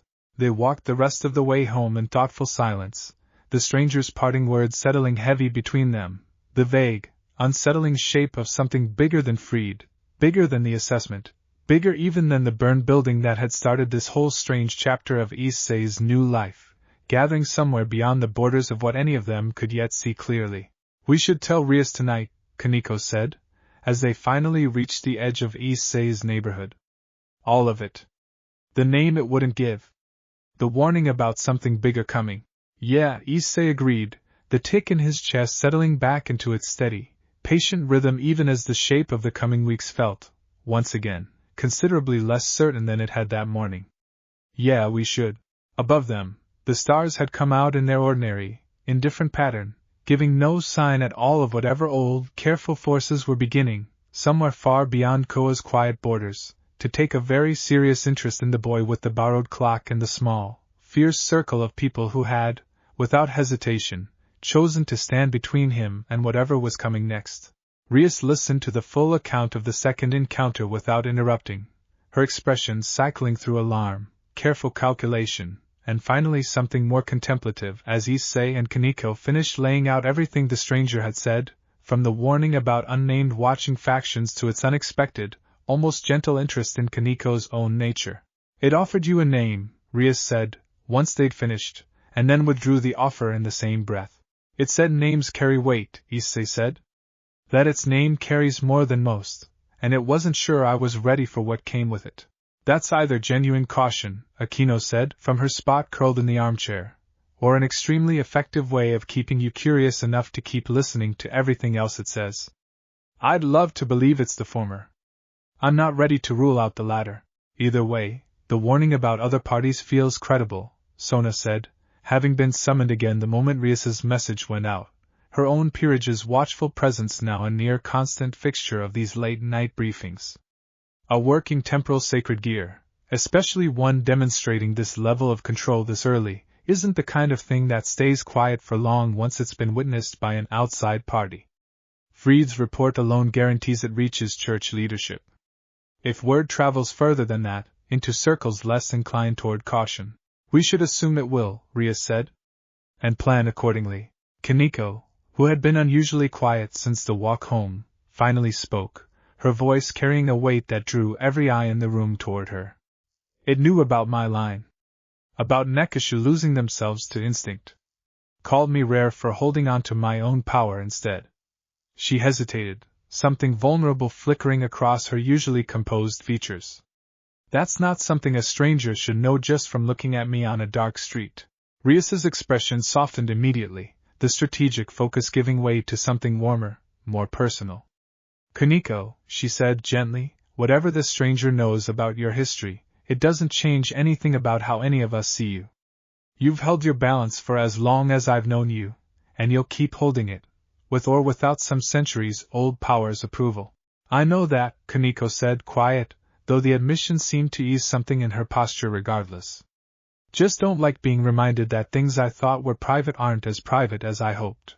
Irina, who had arrived partway through the retelling, breathless from having rushed over the moment she got Rias's message, crossed the room and settled onto the couch beside Koneko without hesitation, an unexpected gesture of solidarity that made Koneko glance at her with visible surprise. For what it's worth, Irina said, I don't think anyone in this room sees you any differently for it. If anything, it just confirms what we already knew. You're stronger than most people give you credit for. Koneko studied her for a long moment, something shifting behind her flat, careful expression, and then, quietly, she said thanks, in a tone that carried more genuine warmth than Issei had heard her direct at Irina in the entire month they'd known each other. The tension in the room eased, fractionally, at the small moment of connection, and Rias took the opportunity to steer the conversation back toward practical matters, outlining a plan to increase security around the old school building itself, to formalize the patrol rotations Koneko had already been informally maintaining, and to reach out, carefully, to a few additional contacts within the broader devil community who might have insight into the older, more cautious factions the stranger had alluded to. I want to be clear about something, Rias said, once the planning had settled into concrete assignments. None of this changes the fact that we are, all of us, stronger and more prepared than we were a month ago. Issei's control has grown faster than I could have reasonably hoped. Koneko's instincts caught the stranger's approach before any of the rest of us sensed a thing. Irina's relationship with the church, however complicated, has kept us ahead of decisions that could have gone considerably worse. We are not walking into whatever's coming unprepared. We are walking into it together, and that matters more than any single warning from any single source, however old or however cryptic. The meeting wound down gradually after that, the group dispersing in twos and threes into the cooling evening, and Issei found himself, for once, in no particular hurry to leave, lingering in the clubroom's quiet emptiness after most of the others had gone, Rias tidying papers at her desk with the unhurried efficiency of someone who genuinely didn't mind the extra time either. You've been carrying a lot, she said, without looking up, these past few weeks. The stranger, freed, the accelerated training. I don't think I've properly acknowledged how much you've absorbed without complaint. It's not like I have much choice, Issei said, though there was no real bitterness in it, just honest acknowledgement of the strange shape his life had taken. You always have a choice, Rias said, finally looking up, her green eyes steady and serious in the lamplight. You could have pushed back against the accelerated training. You could have resented every new complication that's piled onto your shoulders since the night I found you in that park. Instead, you've met every single one of them with more grace than most devils twice your age would manage. She set down the papers entirely, giving him her full attention. I want you to know that doesn't go unnoticed. Not by me, and not by anyone else in this peerage. Something warm settled in Issei's chest at that, distinct from the tick's familiar rhythm, and he found himself, for a moment, simply looking at her, at the crimson hair catching the lamplight, at the careful, genuine warmth in her expression that had nothing to do with strategy or protection or any of the calculated concerns that usually occupied her thoughts about him. I couldn't have managed any of it without you, he said finally. Any of you. But especially you. You didn't just save my life that night. You've kept saving it, every single day since, in 100 small ways I don't think you even notice you're doing. Rias's breath caught, softly, and for a long moment neither of them spoke, the quiet clubroom holding a stillness that had nothing to do with frozen time and everything to do with two people slowly, carefully recognizing something that had been building steadily beneath the surface of weeks of shared danger and shared trust.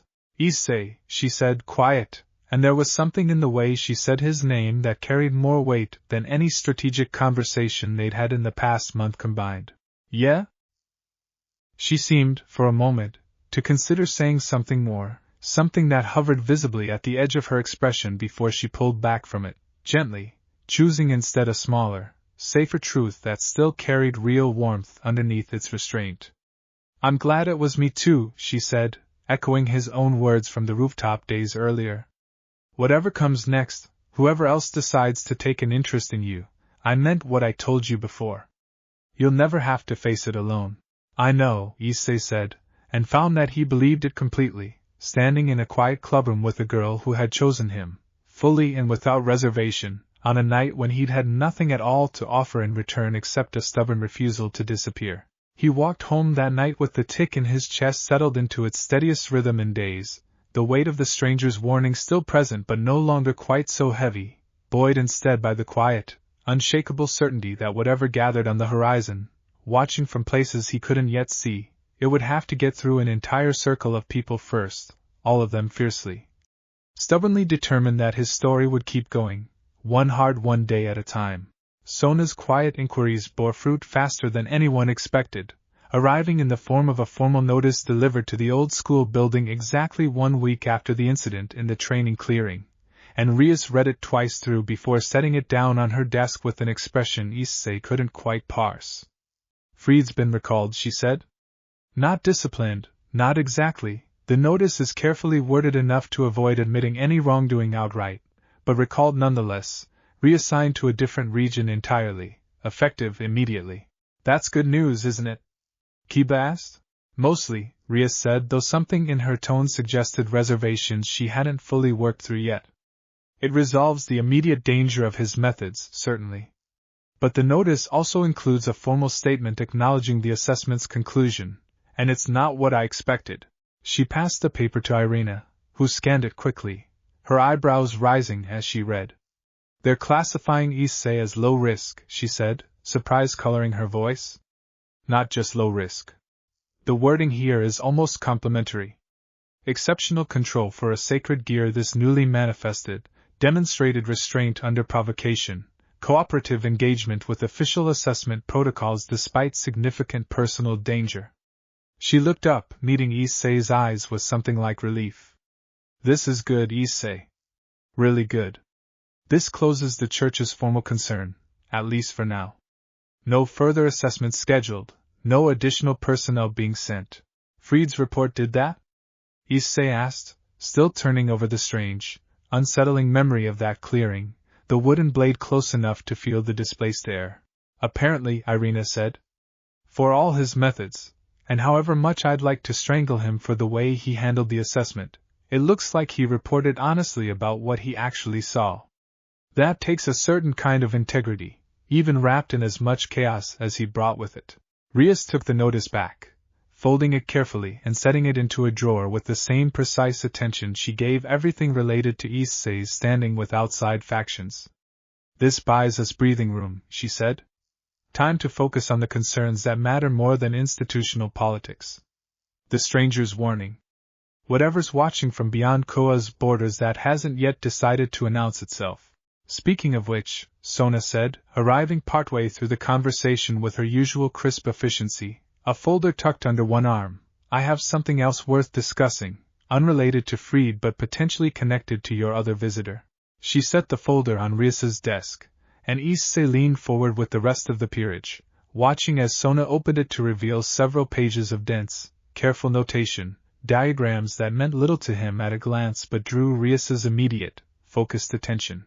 "My peerage completed a more thorough analysis of the burned apartment building," Sona said. "The temporal signature the stranger left behind. We cross-referenced it against every historical record we could access, and found something worth flagging immediately." She tapped one of the diagrams. "There's a partial match, extremely partial, fragmentary at best, against records from an old conflict predating the current arrangement of the three factions entirely. A conflict that historical texts refer to only obliquely, as the severance." "The severance," Rias repeated, frowning. "I've heard the term in passing. Never with any real detail attached." "That's because almost no detail survives," Sona said. "What little does suggest it involved a faction, or perhaps a single extraordinarily powerful individual, capable of manipulating time itself on a scale significant enough that later generations deliberately obscured most records of the conflict, fearing that detailed knowledge of the methods involved might tempt someone else to attempt something similar." She closed the folder, her expression grave.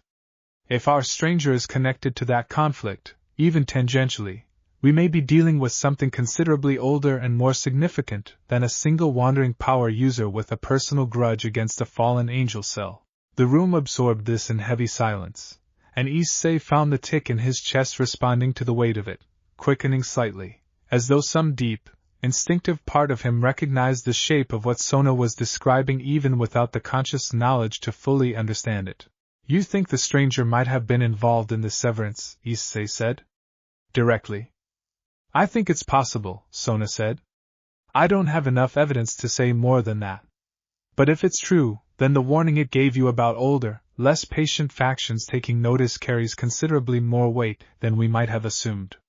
Whatever ended that ancient conflict, whatever agreements or suppressions followed it, a working temporal sacred gear surfacing again after however many centuries have passed could represent exactly the kind of disruption those old agreements were designed to prevent. That's an uncomfortable amount of history to suddenly be standing in the middle of, Aquino said, with a small, humorless laugh that lacked her usual playful edge. It is, Rias agreed. But it's better to know the shape of the danger than to keep stumbling into it blind, the way we have been.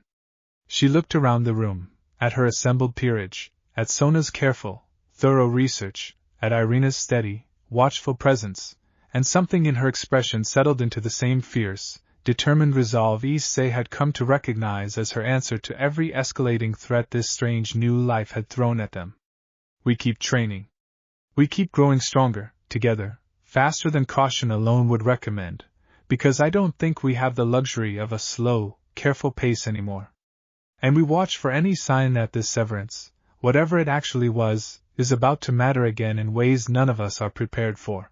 Issei looked down at his own hands, thinking about the tick that had lived quietly in his chest for over a month now, patient and steady through every escalation, every threat, every strange revelation about the scale of what he was apparently carrying, and found himself, despite the weight of everything Sona had just laid out, still holding on to the same stubborn resolve that had gotten him through that first terrible night in the park. He wasn't going to disappear. Not for the stranger, not for whatever ancient conflict apparently shared its roots with his own power.